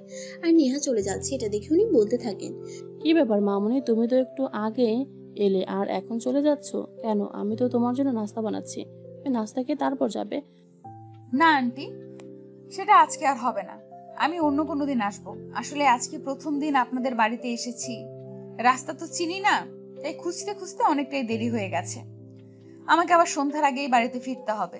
হ্যাঁ, মনে হয় একদমই ঠিক কথাই বলছে। আসলে আমার কাকিমার মতো, ওর বাড়িতে ওর একটা কাকিমা আছে, ওর বাবা মা বেঁচে নেই, তাই কাকার কাছেই থাকে। আর যদি ফিরতে সন্ধ্যা হয় তাহলে তো ওকে অনেক বকাবকি করবে। সন্ধ্যা হবে না, সন্ধ্যার আগে তোমাকে বাড়ি পৌঁছে দেওয়ার দায়িত্ব আমার, কিন্তু তুমি নাস্তা না করে যেতে পারবে না। তুমি আমার মেয়ের বন্ধু বলে কথা, আজ প্রথম দিন আমাদের বাড়িতে এসেছো আর কিছু না খেয়ে চলে যাবে? এটা তো হতেই পারে না। তুমি জাস্ট 10 মিনিট ওয়েট করো, 10 মিনিটের মধ্যে আমি নিয়ে আসছি। এই কথা বলে নিশির আম্মু নিশির রুম থেকে বের হয়ে কিচেনে চলে যান। তারপর কিছুক্ষণ পর নেহার জন্য নাস্তা নিয়ে রুমে আসেন। নিশি আর নেহা দুজনে একসঙ্গে নাস্তাটা সেরে নেয়। আর এদিকে নাস্তা শেষ হলে নেহা নিশির মাকে বলে, আন্টি, আমি তো আপনার কথা রাখলাম, আর এদিকে দেখতে দেখতে সন্ধ্যা হয়ে আসছে। এখন আমি বাড়ি ফিরবো কিভাবে সেটা বলেন তো? সে ব্যবস্থা আমি আগেই করে রেখেছি, সে নিয়ে তোমাকে চিন্তা করতে হবে না। তুমি নিচে এসো, আমি আমার ছেলেকে বলে রেখেছি, সে তোমাকে বাইকে করে তোমার বাড়িতে পৌঁছে দিয়ে আসবে। তারপর নেহা নিশির কাছ থেকে বিদায় নিয়ে নিচে চলে আসে। আর নিচে এসে দেখতে পায় নিশির বড় ভাই সেখানে বসে আছেন, বসে বসে মোবাইল টিপাটিপি করছে। এমন সময় নিশির মা নিশির বড় ভাইকে বলেন, নীল, তুমি এখনই নেহাকে তার বাড়িতে পৌঁছে দিয়ে আসো, একদম সন্ধ্যার আগে পৌঁছে দিবে কিন্তু। মায়ের কথা শুনে নীল মাথা তুলে তাকায়। নীল কেন, পৃথিবীর যে কোনো ছেলে নেহাকে দেখলে প্রথম দেখাতেই প্রেমে পড়ে যাবে, এরকম একটা অবস্থা। সেজন্য নীল হা করে নেহার দিকে তাকিয়েছিল। নীলের এভাবে তাকিয়ে থাকাটা তার মায়ের চোখ এড়াতে পারে নাই, তাই তার মা বলে, নীল, তোমাকে আমি কিছু বলছি, আমি তোমাকে বলছি নেহাকে তার বাড়িতে পৌঁছে দিয়ে আসবে। হ্যাঁ আম্মু, আমি যাচ্ছি, এক্ষুনি যাচ্ছি। আমি নেহাকে তার বাড়িতে পৌঁছে দিয়ে তারপরে বাড়ি আসবো। তোমাকে কোনো চিন্তা করতে হবে না নেহা, প্লিজ আমার সঙ্গে চলুন। তখন নেহা আর কোনো কথা না বলে নীলকে অনুসরণ করতে থাকে। বাড়ির বাইরে এসে নীল বাইক স্টার্ট করে আর নেহাকে পেছনে বসতে বলে। নেহা পিছনে বসে একটু দূরেই নিজেকে রেখেছিল। তখন নীল বলে, আরে ম্যাডাম, আপনি এত দূরে বসেছেন কেন? আমাকে একটু ধরে বসুন, তা না হলে রাস্তাঘাটের যে অবস্থা, আপনি পড়ে যাবেন তো। তখন তো আবার আপনার কোমর ভেঙে গেলে আমাকে সমস্যায় করতে হবে। না, সেরকম কিছুই হবে না। আপনি বাইক চালান, আমি নিজেকে সেফ রাখতে পারবো। আমাকে নিয়ে আপনার কোনো চিন্তা করতে হবে না। আপনি যত দ্রুত সম্ভব আমাকে শুধু বাড়িতে পৌঁছে দিন, তাহলেই হবে। আমার অন্য কিচ্ছু লাগবে না। নীল বুঝতে পারলো নেহা একটু আনইজি ফিল করছে, তাই সে নেহাকে আর কিছুই বললো না, বাইক চালাতে থাকলো। রাস্তার মাঝে হঠাৎ একটা ম্যানহোলের ঢাকনার সঙ্গে ধাক্কা লেগে যায়। আর তখনই নেহা একদম ছিটকে পড়ে যাচ্ছিল। তখনই নীল বলতে থাকে, কি ব্যাপার ম্যাডাম, আমি যে তখন আপনাকে বললাম আমাকে ধরে বসুন, ধাক্কা খেয়ে পড়ে যাবেন, কিন্তু তখন তো আপনি আমার কোনো কথাই শুনলেন না। এখন তো আরেকটু হলে পড়ে যাচ্ছিলেন, তখন কাকে দোষ দিতেন? তখন নেহা আর কোনো কথা না বলে একটু কাছে এসে নীলকে ধরে, তারপর বসে। আর নীল বাইক চালাতে থাকে। প্রতিমধ্যে নীল নেহাকে বলে, তা ম্যাডাম, আপনি আমার বোনের বন্ধু সেটা তো শুনলাম, কিন্তু আপনার পরিচয়টা তো এখনো জানা হলো না। আই মিন, আপনার নামটা জানতে পারি? আমি নেহা, নেহা ইসলাম। মাশাআল্লাহ, অনেক সুন্দর। আপনার চেহারাটাও যেমন সুন্দর, তেমনি আপনার নামটাও সুন্দর। আপনার নামটা কে রেখেছিল বলেন তো? আপনি এত কিছু কেন জিজ্ঞেস করছেন? আমি তো সেটাই বুঝতে পারছি না। আমার নাম কে রেখেছিল না রেখেছিল সেটা জেনে আপনার কি লাভ, বলেন তো শুনি। আপনি এমন কেন বলেন তো? আপনি আমার বোনের বান্ধবী হন, সেই সূত্রে আমি আপনাকে কিছু কথা জিজ্ঞাসা করতেই পারি। তাই বলে আপনি এভাবে রিয়্যাক্ট করছেন কেন? আমি আপনার কথার একটু রিয়্যাক্ট করতাম না যদি আপনি এত প্যাচাল না পারতেন। আপনি আমার নাম জিজ্ঞেস করেছেন। আপনি আমার নাম জিজ্ঞেস করেছেন। আপনাকে আমার নাম বলে দিয়েছি, কিন্তু তারপরও আপনি এত পেঁচাল কেন পারছেন সেটা বলেন তো। আচ্ছা বাবা, ঠিক আছে, আমার ঘাট হয়েছে। আমি আর আপনাকে কোনো কিছুই জিজ্ঞাসা করব না। যাই হোক, আপনি কিন্তু সত্যি অনেক সুন্দরী, বলতে গেলে প্রথম দেখায় প্রেমে পড়ে যাওয়ার মতো বলতে পারেন। এই যে মিস্টার, দেখুন এখন কিন্তু একদম বাড়াবাড়ি হয়ে যাচ্ছে বলে দিলাম। আপনি কিন্তু একদম ধৈর্যের সীমা ছাড়িয়ে যাচ্ছেন। আমি কিন্তু এখন লাফ মেরে বাইক থেকে নেমে যাব বলে দিলাম। আরে ম্যাডাম, আপনার কি মাথা খারাপ হয়ে গেছে নাকি? আপনি যদি এখন লাফ দিয়ে বাইক থেকে নেমে পড়েন তাহলে তার পরিণাম কি হবে সেটা আপনি জানেন। নির্ঘাত একটা অ্যাক্সিডেন্ট, তারপর আপনার হাত পা তো ভাঙবেই, তখন আমি কি কৈফিয়ত দেব সেটা বলতে পারেন? সেই সব কিছু তো আর আমার চিন্তা করার বিষয় নেই। এই সব কিছু হলো আপনার চিন্তা করার কারণ। আপনি একটা অপরিচিত মেয়েকে এত প্রশ্ন করছেন কি করে? আমি তো সেটাই বুঝতে পারছি না। আমি তো অপরিচিত কারোর সঙ্গে কথা বলতে আনকমফোর্টেবল ফিল করি। সেটা অবশ্য ঠিক আছে, কিন্তু আমি তো আপনার এত পরিচিত কেউ নই। আমি আপনার বান্ধবীর বড় ভাই হই, সেই সূত্রে আপনার খুব কাছেরই একজন বলতে পারেন। হ্যাঁ ভাইয়া, ঠিক আছে, আমি বুঝতে পেরেছি। এখন দয়া করে আপনি গাড়িটা চালান, আমাকে যত দ্রুত সম্ভব আমার বাড়িতে পৌঁছে দিন। আমি আপনার কাছ থেকে আর কোনো অ্যাডভাইস শুনতে চাইছি না, প্লিজ। আপনি মুখটা বন্ধ করে গাড়ি চালান। তখন নীল আর কোনো কথা বলে না, চুপচাপ বাইক চালাতে থাকলো। আর কিছুক্ষণের মধ্যে নেহাদের বাড়ির সামনে এসে বাইক দাঁড়ালো। নেহা বাইক থেকে নেমে কোনো কিছু না বলেই সোজা বাড়ির ভিতরে ঢুকে গেল। এই বিষয়টা নীলের একদম বোধগম্য হলো না, কারণ সে এতটা রাস্তা জার্নি করে এসেছে, অন্তত একটা থ্যাঙ্কস বলা প্রয়োজন ছিল। নীল তখন আর সেখানে অপেক্ষা না করে বাড়িতে চলে এলো, কারণ সে বুঝতে পেরেছে আর যাই হোক এই মেয়ে কখনো পিছন ফিরে তাকাবে না। বাড়িতে এসে নীল সোজা তার বোনের রুমে চলে যায়। গিয়ে দেখে তার বোন মোবাইল টিপাটিপি করছে। তখন সে তার বোনের পাশে বসে বেশ কিছুক্ষণ বসে থাকার পর তার বোন জিজ্ঞাসা করে, কি ব্যাপার ভাইয়া, কি হয়েছে তোর? তুই সেই কখন থেকে এখানে বসে আছিস, আমাকে কিছু বলবি নাকি? হ্যাঁ, আমি তো সেই কখন থেকে তোকে কিছু বলার জন্য এখানে বসে আছি, কিন্তু তুই তো ফোনে এতটাই নিমগ্ন আছিস যে আমি এখানে বসে আছি সেটা তোর চোখেই পড়ছে না। আসলে আমি মোবাইলে গেম খেলছিলাম, তাই তোর দিকে খেয়াল করিনি। আর তোর যদি কিছু বলার থাকে তাহলে তো তুই বলতেই পারতি, আমি শুনে নিতাম। আচ্ছা ঠিক আছে, যা হওয়ার তা হয়ে গেছে। এবার বল তুই কি বলতে এসেছিস? তোর বান্ধবীটা এরকম কেন বলতো? আমি এতটা রাস্তা জার্নি করে তাকে বাড়িতে পৌঁছে দিতে গেলাম, আর সে আমাকে অন্তত একটা থ্যাঙ্কস না জানিয়ে বাড়ির ভিতরে ঢুকে গেল। এরপর আমি আরো অনেকক্ষণ অপেক্ষা করেছিলাম, কিন্তু তোর বান্ধবীটা একবারের জন্য পিছন ফিরেও তাকালো না। কেন রে ভাইয়া, সে তোকে থ্যাঙ্কস জানায়নি বলে এত কষ্ট পাচ্ছিস কেন? তুই কি প্রথম দেখাতেই নেহার প্রেমে পড়ে গেছিস নাকি? সে আমি বলতে পারবো না, শুধু এইটুকুই বলতে পারবো তোর বান্ধবীর চোখের জাদু আছে। সে প্রথম দেখাতে আমার মনটা কেড়ে নিয়েছে। আমার মনটা এখন আর আমার কাছে নেই রে, তোর বান্ধবী নিয়ে গেছে। দেখ ভাইয়া, একটা কথা তোকে আমি বলছি, তুই যেরকম ভাবছিস আমার বান্ধবী কিন্তু সেই রকম না। দেখ ভাইয়া, একটা কথা তোকে আমি বলছি, তুই যেরকম ভাবছিস আমার বান্ধবী কিন্তু সেই রকম না। আমার বান্ধবী সুন্দরী মেয়ে মানুষ, তার পেছনে তোর মতো হাজারটা ছেলের লাইন মারে, কিন্তু আমার বান্ধবী আজ পর্যন্ত কোনো ছেলেকে পাত্তা দেয়নি। আর সেখানে তুই কি না তোর কথা ভাবছিস, একদমই কিছু হবে না রে ভাইয়া। আচ্ছা, তুই আমার বোন নাকি শত্রু সেটাই বল। তোর বান্ধবীকে আমার সত্যি পছন্দ হয়ে গেছে বলতে পারিস? প্রথম দেখাতেই ভালোবেসে ফেলেছি। প্লিজ বোন, আমার একটা কিছু ব্যবস্থা কর। দেখো ভাইয়া, প্রথমত নেহার বাবা মা বেঁচে নেই, তারা একটা রোড অ্যাক্সিডেন্টে মারা গেছে। এরপর থেকে তার একটা দূর সম্পর্কের চাচা তার দেখাশোনা করে। সেখানে খুব কষ্টে মেয়েটা নিজের পড়াশোনা এগিয়ে নিয়ে যাচ্ছে। বাবার কিছু অর্থ সম্পত্তি ছিল বলেই সে আজ এতদূর আসতে পেরেছে, নয়তো পারতো না। সেখানে বলতে গেলে প্রেম ভালোবাসা তার জন্য ফরজ নয়। দেখ নিশি, আমি অত কিছু জানি না। আমি সত্যি বলছি, নেহাকে আমি ভালোবেসে ফেলেছি, যাকে ছাড়া আমি থাকতে পারবো না। প্লিজ নিশি, একটা কিছু কর। আমি কিভাবে কি করব আর কিভাবে কি করতে পারি সেটা তো বুঝতে পারছি না। দেখো ভাইয়া, আসলে দেখা মোবাইল ফোন ইউজ করে না। সে যদি মোবাইল ফোন ইউজ করতো তাহলে আমি তার মোবাইল নাম্বারটা আমি জোগাড় করে দিতে পারতাম, কিন্তু আধুনিক যুগে এসেও অনাধুনিক যুগে রয়ে গেছে নেহা। সেটা কোনো সমস্যা নয়, আমি কালকে একটা মোবাইল কিনে দেব। সেটা তুই তোর বান্ধবীর কাছে পৌঁছে দিতে পারবি তো তাহলেই হয়ে যাবে, আর কিছুই করতে হবে না তোকে।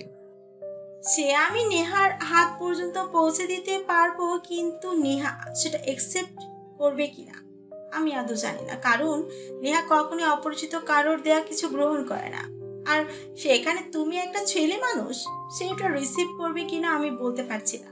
প্লিজ নিশি, আমি তোর বড় ভাই হিসেবে তোকে রিকোয়েস্ট করে বলছি, তুই আমার এইটুকু উপকার কর, তারপর তুই আমার কাছে যা চাইবি আমি তোকে তাই দেব, কোনো কিছুরই কমতি রাখবো না। ঠিক আছে, কোনো সমস্যা নেই।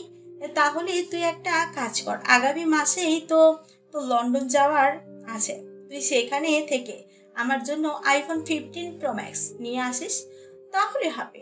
আর যদি তুই আমার শর্তে রাজি না হোস, তাহলে আমি তোর জন্য কিছুই করতে পারবো না, আর তুই নিজের চিন্তা নিজেই কর। বোন আমার, তুই আমার কাছে যা চাইবি আমি তোকে তাই দেব। তুই আইফোন 15 প্রো ম্যাক্স চাস তো আমি তোকে এটাই এনে দেব, কিন্তু প্লিজ তুই নেহার সঙ্গে আমাকে একটু সেটিং করিয়ে দে। ঠিক আছে, এখন যা, এখন আর আমাকে পা মারিস না। আগামীকাল বিকেলে আমি যখন কলেজ থেকে বের হব, তখনই তুই নিশির জন্য কিনে আনা ফোনটা আমার হাতে পৌঁছে দিস, তাহলেই হবে। তোকে আর কিছু করতে হবে না, বুঝতে পেরেছিস? ওকে মাই ডিয়ার সুইট সিস্টার, আমি যথাসময় জিনিসটা তোর হাতে পৌঁছে দেব লক্ষ্মী বোন আমার। তুই শুধু আমার ভালোবাসার মানুষটাকে আমার করে নিতে একটু সহযোগিতা কর। আচ্ছা বাবা, ঠিক আছে, এখন আর আমাকে পাম না দিয়ে এখান থেকে সর, আমি পড়তে বসবো। আমার পড়াশোনা করার সময়, আমাকে একদম বিরক্ত করতে আসবে না। তখন নীল আর কোনো কথা না বলে চুপচাপ সেখান থেকে চলে গেল। পরের দিন যথাসময়ে এসে নিশির হাতে নেহার জন্য কিনা মোবাইল ফোনটা তুলে দেয়, আর সেটা হাতে পেয়ে নিশি বলে, আমি তোর কাজটা করে দিচ্ছি, তবে তুই কিন্তু আমার কাজটা করে দিতে মনে রাখবি। তুই যদি আমার জন্য আইফোন 15 প্রো ম্যাক্স না কিনে আনিস, তাহলে কিন্তু আমি তোর সঙ্গে কোনো কথাই বলবো না। আর একটা ভালো কথা তোকে মনে করিয়ে দিচ্ছি, যদি আমার কথাটা ভুলে যাস, তাহলে তুই এটাও মনে রাখিস যে আমি এখন যেভাবে তোর সম্পর্কটা জুড়ে দিচ্ছি, ঠিক সেভাবে তোর সম্পর্কটা ভেঙে দিতেও দুইবার চিন্তা করবো না। আচ্ছা শোন, তুই তোর ভাইয়ার কাছে কোনো কিছু চেয়ে পাস নিয়ে এটা কখনো হয়েছে? হয়নি তো, তাহলে তুই এত চিন্তা কেন করছিস বল? আমি যত সময় তোর জিনিসটা তোর হাতে তুলে দেব, এখন শুধু আমাকে নেহার সঙ্গে সেটিংটা করিয়ে দে প্লিজ বোন আমার। তখন নিশি আর কোনো কথা না বলে মোবাইলটা হাতে নিয়ে সেখান থেকে চলে যায়, আর নেহাকে নিয়ে একটু পরেই কলেজ থেকে বের হয়। কলেজ থেকে বের হতেই নিশির হাতে মোবাইল বক্স দেখে নেহা বলে, কি ব্যাপার দোস্ত, তোর হাতে নতুন মোবাইলের বক্স কেন? মোবাইল কিনেছিস নাকি? হ্যাঁ, আমি তোর জন্য কিনে এনেছি, যাতে আজকের পর থেকে আমার কোনো প্রবলেম হলে তুই আমার খোঁজ খবর রাখতে পারিস, যাতে আজকের পর আর কখনো আমার বাড়িতে গিয়ে তোকে গতকালের মতো অপমানিত হতে না হয়। তুই কথা বলে নিশি নেহার হাতে মোবাইলটা তুলে দেয়। নেহা মোবাইলটা খুলে দেখে অনেক দামি একটা ফোন। সেটা দেখে নেহা বলতে থাকে, তুই আমাকে কিছু একটা গিফট করবি সেটা ভালো কথা, কিন্তু তাই বলে এত দামি ফোন? দেখ ভাই, আমি গরিব মানুষ, আমি ফোন চালাতে পারবো না। দেখ, আমি তোর বন্ধু, আমি চাইলে তোকে যা ইচ্ছে তাই গিফট করতে পারি, এতে আমি তোর কোনো আপত্তি শুনবো না, তোকে এটা নিতেই হবে। এই কথা বলে নিশি নেহাকে অনেক জোর জবরদস্তি করতে থাকে। তাই অবশেষে নেহা বাধ্য হয়ে নিশির হাত থেকে মোবাইলটা নেয়। তারপর দুজনে গল্প করতে করতে বাড়ির দিকে রওনা দেয়। সেদিন সন্ধ্যাবেলা নেহা পড়তে বসেছে, অমনি হঠাৎ মোবাইলে একটা নাম্বার থেকে ফোন এসেছে। নেহা মনে মনে ভাবলো হয়তো নিশি তাকে ফোন করেছে, কারণ নিশি তাকে ফোনটা কিনে দিয়েছে, আর এই ফোনের নাম্বার নিশি ছাড়া অন্য কেউ জানে না। তাই নেহা ফোনটা রিসিভ করে, আর ফোনটা রিসিভ করতেই অপর পাশ থেকে একটা ছেলে কণ্ঠ শুনতে পায়। হ্যালো মাই ডিয়ার, কেমন আছো তুমি? হ্যালো, এক্সকিউজ মি, কে আপনি? আর এসব কি বলছেন? আমাকে এবার কেন ফোন করেছেন বলেন তো? আমি তোমার স্বপ্নের সেই পুরুষ যাকে তুমি প্রতিদিন কল্পনাতে এঁকে বেড়াও। আমি সেই পুরুষ যার চোখে চোখ রেখে তুমি পুরো পৃথিবী দেখতে চাও। আমি সেই পুরুষ যার হাতে হাত রেখে তুমি অনেকটা পথ হেঁটে যেতে চাও। হ্যালো, এক্সকিউজ মি মিস্টার, এসব সস্তা ডায়লগ আমার কাছে দিতে আসবেন না। এসব সস্তা ডায়লগের কোনো মূল্যায়ন আমার কাছে হবে না। আপনি অন্য মক্কেল খুঁজেন, আর এটা মনে হয় রং নাম্বার, তাই নাম্বারটা একটু ডিলিট করে দিবেন।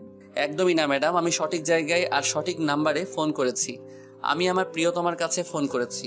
আমি একজন আর্কিটেক্ট, আমি চিন্তা ভাবনা করে তারপরে কোনো সিদ্ধান্ত নেই। তাই আপনার ক্ষেত্রেও আমি চিন্তা ভাবনা করে তারপরে সিদ্ধান্ত নিয়েছি। হুটহাট কিছুই করিনি, তাই ভুল হওয়ার কোনো চান্স নেই। না মানে আপনি কি বলছেন আমি কিছুই বুঝতে পারছি না। আর আপনি কে বলছেন? আপনি আপনার পরিচয়টা অন্তত আমাকে দিন। দেখুন, আমার কিন্তু এখন ধৈর্য হারিয়ে যাচ্ছে। আমি কিন্তু আপনার সঙ্গে খারাপ আচরণ করতে বাধ্য হব। আর আমি চাই না আপনি সেরকম কিছু করতে আমাকে বাধ্য আর আমি চাই না আপনি সেরকম কিছু করতে আমাকে বাধ্য করবেন। ওকে মাই ডিয়ার সুইটহার্ট, আমার পরিচয় আমি তোমাকে দিয়েছি, তোমাকে আমার পরিচয় দিতে আমার কোনো সমস্যা নেই। আমি নীল, তোমার বান্ধবী নিশির বড় ভাই বলছি। মানে কি? আমি তো কিছুই বুঝতে পারছি না। বিকেলে নিশি আমাকে ফোন গিফট করলো। এই ফোনের নাম্বার নিশি ছাড়া অন্য কেউ জানে না। আর এখন আপনি আমাকে ফোন করছেন কি করে বলেন তো? প্রিয়তমা, সত্যি বলতে তোমাকে এই ফোনটা আমি গিফট করেছি।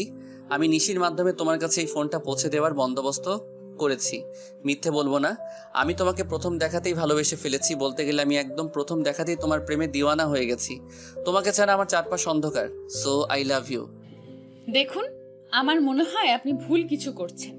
তাই আপনার সঠিক পথে হাঁটা প্রয়োজন। আপনি আমাকে দয়া করে ছেড়ে দিন। এইসব কাজ আমাকে দিয়ে হবে না। আপনি হয়তো নিজের কাছে শুনেছেন আমার সম্পর্কে, তাই সেই গোলাপে হাত দিয়েন না যে গোলাপে হাজারোটা কাঁটা আছে। আমি সেই গোলাপে হাত দেব যে গোলাপে হাজারটা নয় লাখটা কাটা আছে। আমি অসীম সাগরের তলদেশ থেকে আমার ভালোবাসাকে জয় করে এনে দেখিয়ে দিতে চাই আমার ভালোবাসা সত্যি।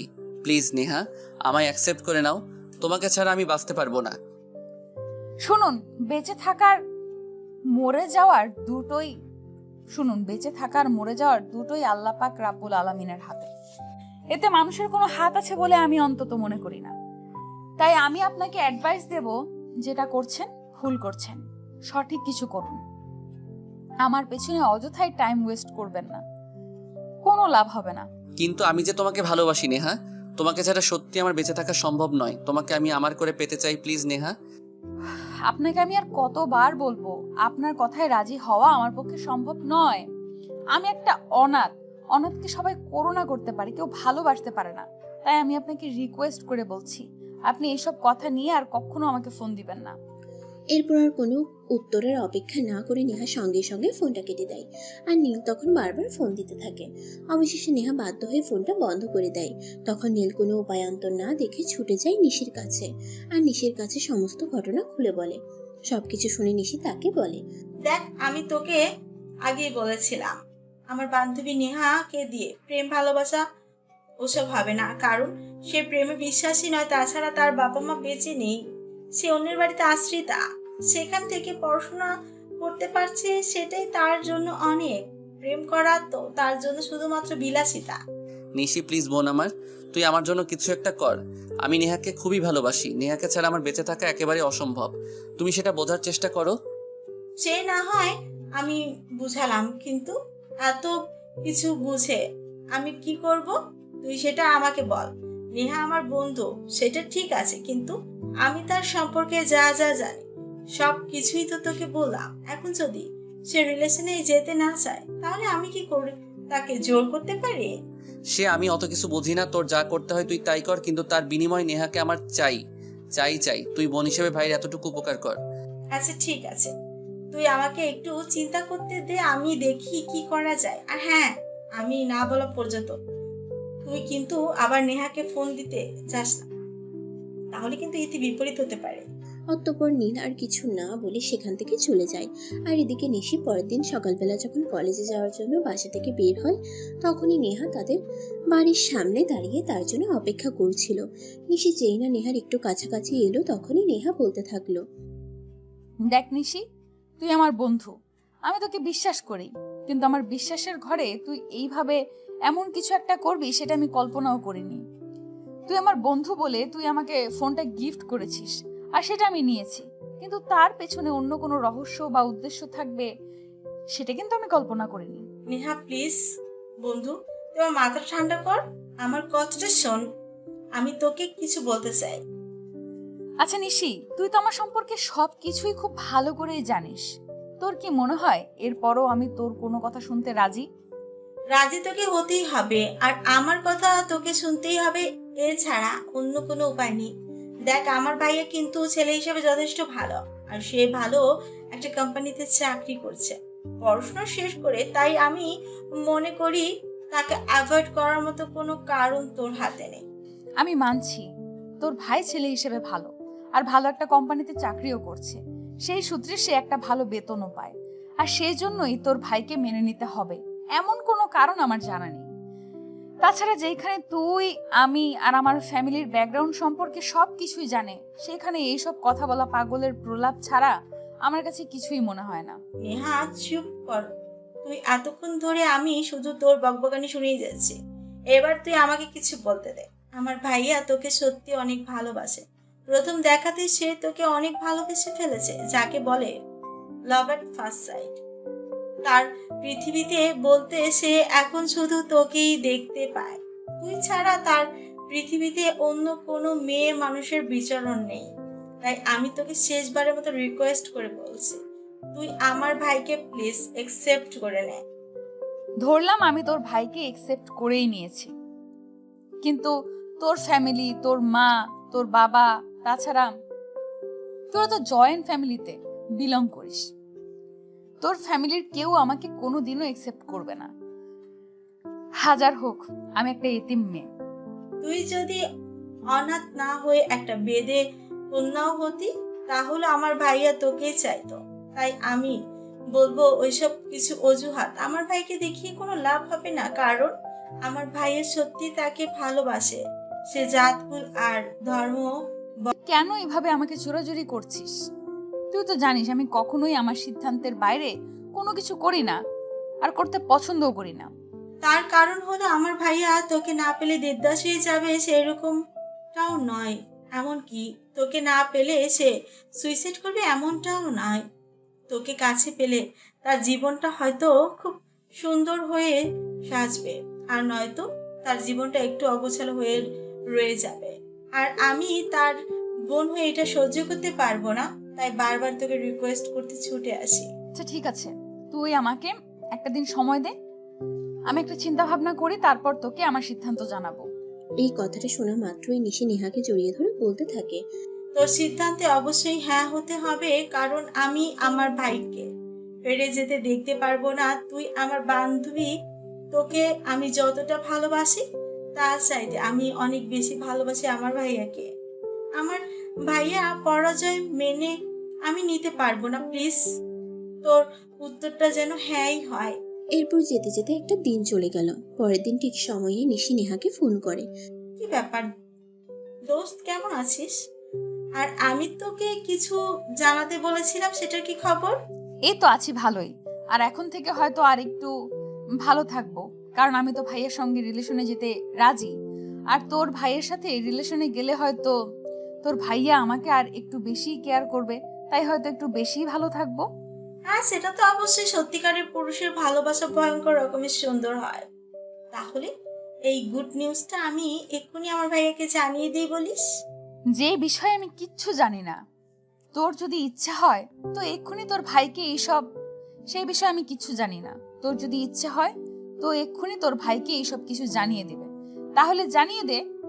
আর তুই যদি মনে করিস এখন তোর ভাইকে কিছু জানাবি না, তাহলে সেটাও তোর ব্যক্তিগত ব্যাপার, এই বিষয়ে আমি তোকে কিছুই বলবো না।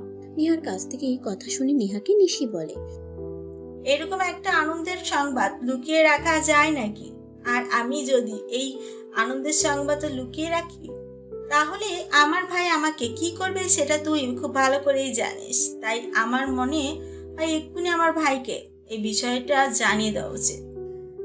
আমি তোকে বললাম তোর এই বিষয় নিয়ে আমার কোনো মাথা ব্যথা নেই, সে তোর যা ইচ্ছে করতে পারিস। এই কথা বলে নেহা ফোনটা কেটে দেয়।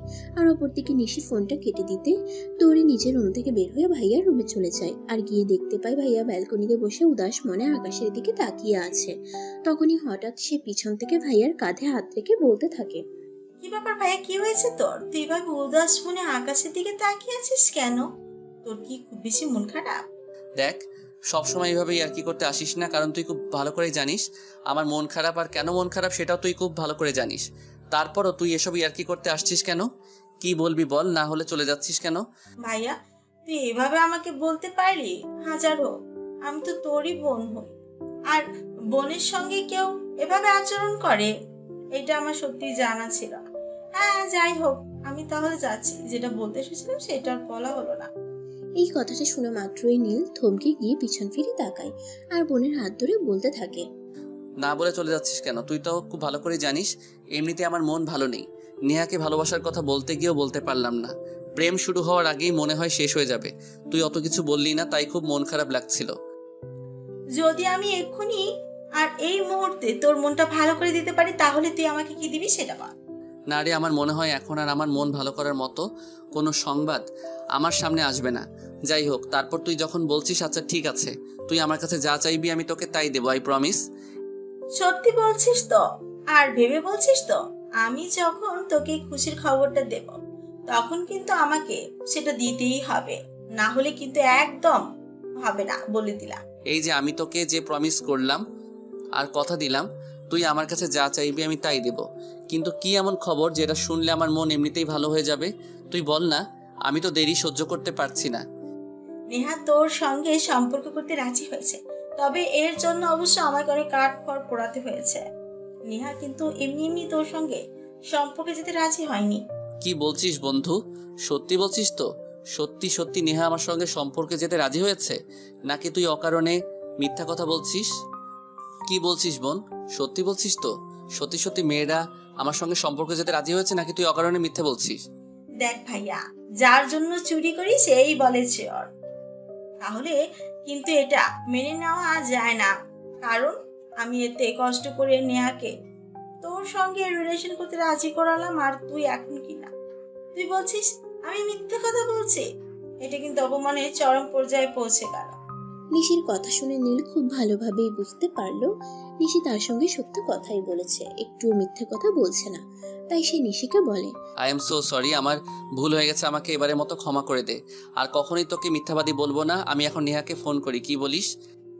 সে তোর ইচ্ছে করলেই তুই নেহাকে ফোন করতে পারিস, আর না হলে নাই, তাতে আমার কি?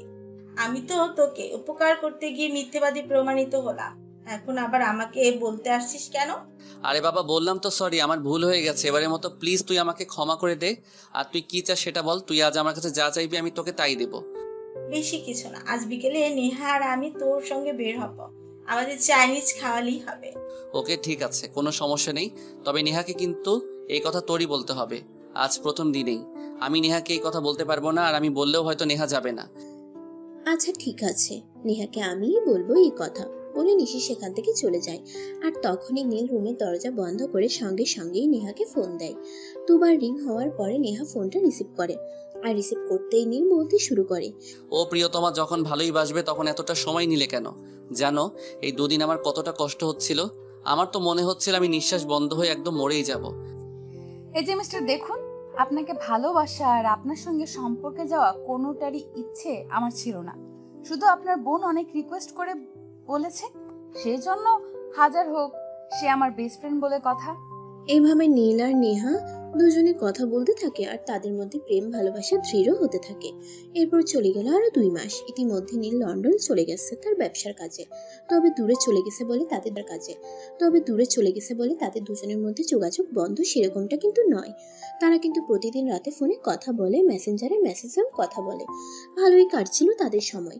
তবে সেই ভালোটা আর বেশি দিন টিকলো না। নীল লন্ডনে যাওয়ার কয়েকদিন পরে নেহার চাচা হঠাৎ স্ট্রোক করে মারা যান। বিষয়টা সে পর্যন্তই নয়। নেহার চাচা মারা যাওয়ার পর নেহার চাচি নেহাকে বাড়ি থেকে বের করে দেন। আসলে উনি নেহাকে আগে থেকেই সহ্য করতে পারতেন না। শুধু নেহার চাচার ভয়ে তিনি নেহাকে কিছু বলতে পারতেন না। কিন্তু এখন যেহেতু নেহার চাচা নেই, তাই আর কোনো বাধাও নেই।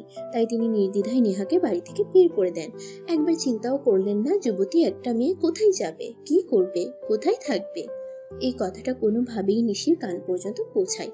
আর নিশি এই কথাটা শুনেই তার মাকে বলে, মা নেহাকে তার চাচি বাড়ি থেকে বের করে দিয়েছে। এসব তুই কি বলছিস? এমন যুবতী একটা মেয়েকে কেউ এভাবে বাড়ি থেকে বের করে দেয়?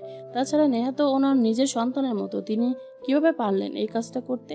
আমিও তো এটাই বুঝতে পারছি না, উনি মানুষ নাকি অন্য কিছু। একটা মানুষ এরকম কাজ কোনোদিন করতে পারে? এটা তো আমার বিশ্বাসই হয় না। হ্যাঁ, এটা কোনো মানুষের কাজ হতে পারে না। আচ্ছা যাই হোক, নেহা এখন কোথায় আছে সেই বিষয়ে তুই কোনো আপডেট পেয়েছিস? যদিও আমি কনফার্ম কিছু জানি না, তারপরও আমি আমার এক পরিচিত জনের কাছে শুনেছি নেহাকে নাকি বাড়ি থেকে বের করে দেওয়া হয়েছে।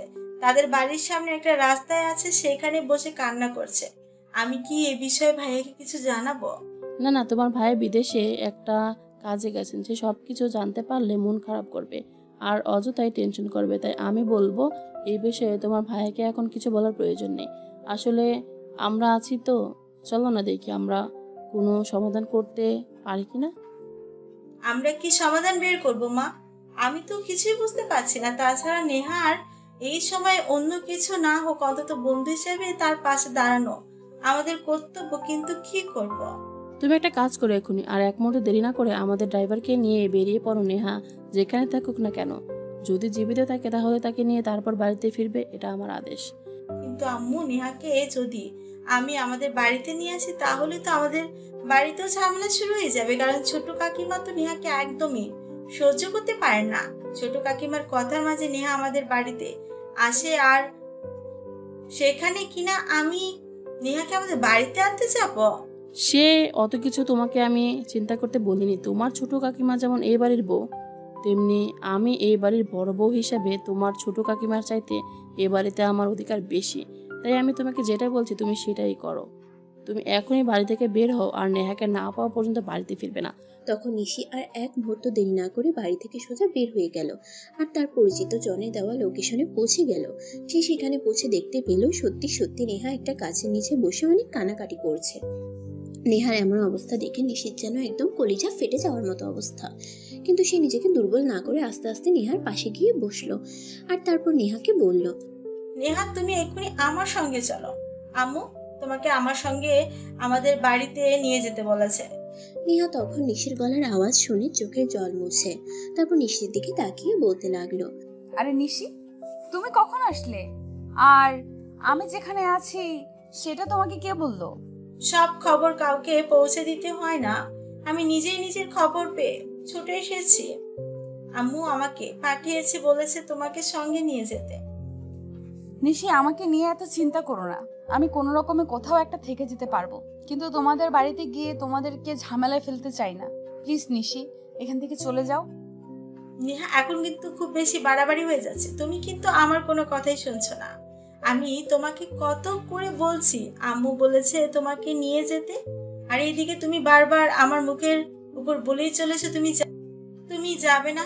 তুমি চেয়েছো, ওটা কি বলবে? আমি আবার কি চাইবো বলো? দেখো, আমি নিজেই সমস্যার মধ্যে আছি, সেখানে আমি তোমাদেরকে কেন অযথায় সমস্যায় ফেলতে যাব বলো? তোমাদের জয়েন্ট ফ্যামিলি, যদি জয়েন্ট ফ্যামিলি না হতো তাহলে আমি সেখানে গিয়ে থাকতে পারতাম, কিন্তু জয়েন্ট ফ্যামিলিতে বাড়তি মানুষ একটা কিরকম দেখায়। ঠিক আছে, আমি বুঝতে পেরেছি, আমার কথায় কোনো কাজ হবে না। দাঁড়াও, আমি এক্ষুনি আম্মুকে ফোন দিচ্ছি। এই কথা বলে নিশি আর এক মুহূর্ত দেরি না করে তার মাকে ফোন দেয় আর তার মা ফোনটা রিসিভ করতেই নিশি তার মাকে সবকিছু খুলে বলে। সবকিছু শোনার পর নিশির মা নিশিকে বলে নেহার কাছে ফোনটা দেওয়ার জন্য। নিশি তখন ফোনটা নেহার হাতে তুলে দেয় আর নেহা তখন বলে, আসসালামু আলাইকুম আন্টি। দেখুন আন্টি, নিশি এসব কি আবল তাবল বলছে। আমি সমস্যায় পড়েছি সেটা আমি একাই হ্যান্ডেল করে নিতে পারবো, কিন্তু সেখানে আমি কেন অযথাই আপনাদের বাড়িতে গিয়ে আপনাদেরকে ঝামেলায় ফেলবো বলেন আন্টি? দেখো, এমন নয় যে আমি কোনো কিছু জানি না, আমি সব কিছু জানি। আর এটাও খুব ভালো করে জানি যে তুমি কিছুদিনের মধ্যেই আমার বাড়িতে আমার পুত্রবধূ হয়ে আসবে। যেখানে 2 দিন পর তোমাকে আসতে হবে সেখানে 2 দিন আগে আসতে তোমার সমস্যা কোথায়? কিন্তু আন্টি, দেখো নি, আমি আর কোনো কিন্তু শুনতে চাইছি না। আমি 10 মিনিটের মধ্যে তোমাকে আমাদের বাড়িতে দেখতে চাই, এটাই আমার শেষ কথা। আর একটা কথা তুমি খুব ভালো করে শুনে রাখো নীল, আমার ছেলে সে কখন কি করবে না করবে সেটা তুমি আমার অনুমতি ছাড়া করবে না। সেজন্যই তোমাকে বলছি, কাইন্ডলি তুমি এক্ষুনি নিশির সঙ্গে আমাদের বাড়িতে চলে এসো। তখন নেহা আর কিছু বলতে সবকিছু নিয়ে নিশিদের বাড়িতে চলে আসলো। নিশি আর নেহা দুজন যেই না বাড়িতে ঢুকতে যাবে অমনি তার ছোট কাকিমার সম্মুখীন হলো। এই মেয়ে, কি ব্যাপার? আগে তো মাঝে মাঝে নিশির সঙ্গে দেখা করতে আসতে, আজকে তো দেখছি একদম তল্পি তল্পা গুছিয়ে চলে এসেছো। বিষয়টাকে তোমার বলবে? ছোট কাকিমা, একটা কথা তোমাকে বলছি, তুমি কিন্তু ভুলেও যেও না। তুমি যেমন এই বাড়ির বউ, আর আমিও এই বাড়ির মেয়ে। তোমার চাইতে এই বাড়িতে আমার অধিকারটা কিন্তু একটু বেশি। তাই তোমাকে আমি শেষবারের মতো বলছি, আমার বন্ধুদের সাথে এমন কোনো আচরণ করবে না যেটা আমি তোমার নামে কারো কাছ থেকে কমপ্লেন শুনতে বাধ্য হই। দেখ নিশি, তুই কিন্তু ভুলে যাচ্ছিস তুই কার সঙ্গে কথা বলছিস। তুই বাইরের একটা মেয়ের জন্য আমার সঙ্গে এভাবে কথা বলতে পারিস না। আমি কিন্তু তোর ছোট কাকার সঙ্গে সব বলে দেব। কাকিমা দেখো, তুমি আমাকে সবসময় এত ভয় দেখাতে এসো না। আমি ভয় পাই না, সেটা তুমি খুব ভালো করেই জানো। তাদের দুজনের কথা কাটাকাটি শুনতে শুনতে সেখানে নিশির মা এসে উপস্থিত হয় আর তাদের কথা শুনতে পেয়ে নিশির ছোট কাকিমাকে বলে, দেখো দেখ ছোট, তুই এ বাড়ির বউ আর আমার ছোট যা, তুই নিজের জায়গায় থাকবি সব সময়। নেহাকে এ বাড়িতে নিয়ে আসতে আমি বলেছি, এতে তোর যদি কোনো সমস্যা থাকে তাহলে তুই তোর হাজবেন্ডকে গিয়ে বল সেই সমস্যার কথা, কিন্তু আমি তোর সেই সমস্যার কথা শুনবো না, কারণ আমি তোর বড় যা। এই বাড়িতে তোর চাইতে আমার অধিকারটা কিন্তু একটু বেশি, কারণ আমি তোর আগে এসেছি এই বাড়িতে। আমি খুব ভালোভাবেই বুঝতে পেরেছি এই মেয়েটা তোমাদেরকে জাদু করে বশ করে নিয়েছে, সেজন্যই তোমরা একটা বাইরের মেয়ের জন্য আমার সঙ্গে তর্ক করছো। আচ্ছা ঠিক আছে, আমিও দেখে নিতে চাই এই মেয়েটা কিভাবে এই বাড়িতে থাকে। হ্যাঁ, তোমার যা ইচ্ছে তুমি তাই করো। গিয়ে কিন্তু দয়া করে নেহাকে কিছু বলতে যেও না, তাহলে কিন্তু এর পরিণাম খুব খারাপ হবে। এটা কিন্তু আমি তোমাকে বলে দিলাম। এরপর নিশি অন্য কাউকে কোনো কথা বলার সুযোগ না দিয়ে নেহাকে সেখান থেকে নিয়ে তার রুমে চলে গেল। এরপর চলে গেল বেশ কয়েকদিন। ভালোই কাটছিল দিনকাল, যদিও নিশির ছোট কাকিমা নেহাকে একদম সহ্য করতে পারে না। কিন্তু নিশির মা নেহাকে ছোট কাকিমার ধারে কাছেও ঘেঁষতে দেয় না। তিনি সবসময় নেহাকে নিজের মেয়ের মতো করে আগলে রাখেন। তাই নিশির ছোট কাকিমা নেহাকে কিছু বলতে চাইলেও বলতে পারেন না। এদিকে দেখতে দেখতে প্রায় 1.5 মাসের মতো সময় চলে গেল। নেহা তাদের বাড়িতে আছে এই কথা নীল ঘুণাক করেও জানতে পারল না। আজ নীল দেশে আসার তারিখ, তাই নিশি আর নিশির মা ঠিক করেছে নীলকে সারপ্রাইজ দেবে। সেই চিন্তা করে নিশি নেহাকে বলে, নেহা, আজ ভাইয়া দেশে আসবে, সেই কথা তো তুমি জানো। তাই আমি আর আমার মা মিলে চিন্তা করছি ভাইয়াকে একটা সারপ্রাইজ দেব। সারপ্রাইজ দিব সেটা না হয় বুঝলাম, কিন্তু কিভাবে সারপ্রাইজ দেবে আর কে সারপ্রাইজ দেবে সে সবকিছু তো আমাকে বললে না, তাহলে আমি জানবো কি করে? আমি বলছি শোনো, আমি ঠিক করেছি আজ তোমাকে বউ সাজিয়ে রেডি করে রাখবো। আর নীল যখন বাড়িতে এসে কলিং বেল চাপ দিবে তখন তুমি দরজাটা খুলবে, তারপর নীলের রিয়াকশনটা কি হয় সেটা দেখবো। কিন্তু এটা করা কি আদৌ ঠিক হবে? কেন ঠিক হবে না? অবশ্যই ঠিক হবে। তার মধ্যে তোমার জন্য একটা সারপ্রাইজ আছে। আমি আজ কাজী সাহেবকে বলে রেখেছি, তিনি বাড়িতে এসে আজ রাতে তোমাদের বিয়ে পড়িয়ে দেবেন। যেহেতু তোমার চাচা জীবিত নেই, তাই আমি তোমার চাচিকে খবর পাঠিয়েছিলাম, কিন্তু তোমার চাচা আসবেন না জানিয়েছেন। তাই আমি সিদ্ধান্ত নিয়েছি আমাদের পরিবার মিলেই তোমাকে আর নীলকে বিয়ে করিয়ে দেবে। এই কথা শুনে নেহার চোখ দুটো যেন খুশিতে ঝলমল করছিল। এদিকে নিশিরও মনে মনে অনেক আনন্দ লাগছিল। তার একমাত্র ভাইয়ের বিয়ে বলে কথা, সে অনেক আনন্দ করবে। যদিও এখন অনুষ্ঠান করা হচ্ছে না, তবে নিশি তার মা আর তার পরিবার মিলে সিদ্ধান্ত নিয়েছে আজ তাদের ম্যারেজ রেজিস্ট্রি হয়ে গেলে কিছুদিনের মধ্যেই আনুষ্ঠানিকভাবে তাদের বিয়ের কাজ সুসম্পন্ন করা হবে। তবে আজ যেহেতু নীল অনেকদিন পর বাংলাদেশে ফিরে আসছে আর নেহার জীবনেও এমন একটা দুর্ঘটনা ঘটে গেছে, তাই তারা নীলকে সারপ্রাইজ আর নেহাকে একটু আনন্দ দেওয়ার জন্য এরকম একটা সিদ্ধান্ত নিয়েছে। যাই হোক, এদিকে দেখতে দেখতে দুপুর ঘনিয়ে বিকেল হয়ে গেল।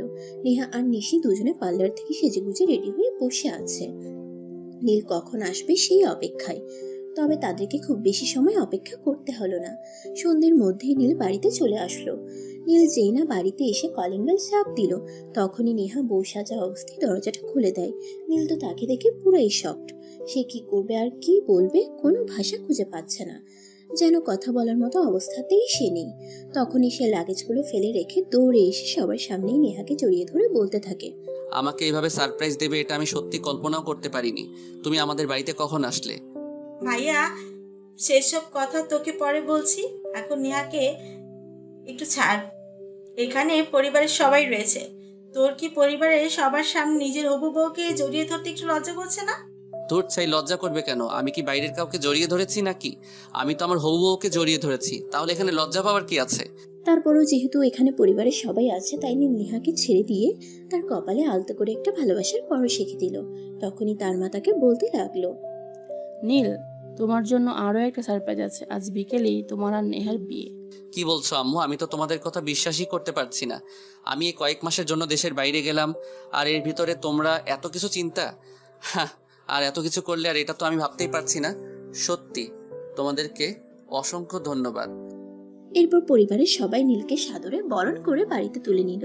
আর সেদিন রাতেই নীল আর নেহার বিয়েটা হয়ে গেল। আর পরের ঘটনা তো আপনারা দেখছেনই, আর কি বলবো। তো ভিউয়ার্স, আপনারা সবাই দোয়া করবেন নীল আর নেহা যেন দুজন দুজনকে ভালোবেসে সারা জীবন ভালো থাকতে পারে, আর তাদের ভালোবাসাই যেন কখনো মরিচা না ধরে। আপনাদের সবার অসমাপ্ত ভালোবাসার জন্য রইল অশেষ শুভকামনা। সবাই নিজের ভালোবাসার মানুষকে নিজের করে পান। ভালো থাকুক পৃথিবীর সকল ভালোবাসা।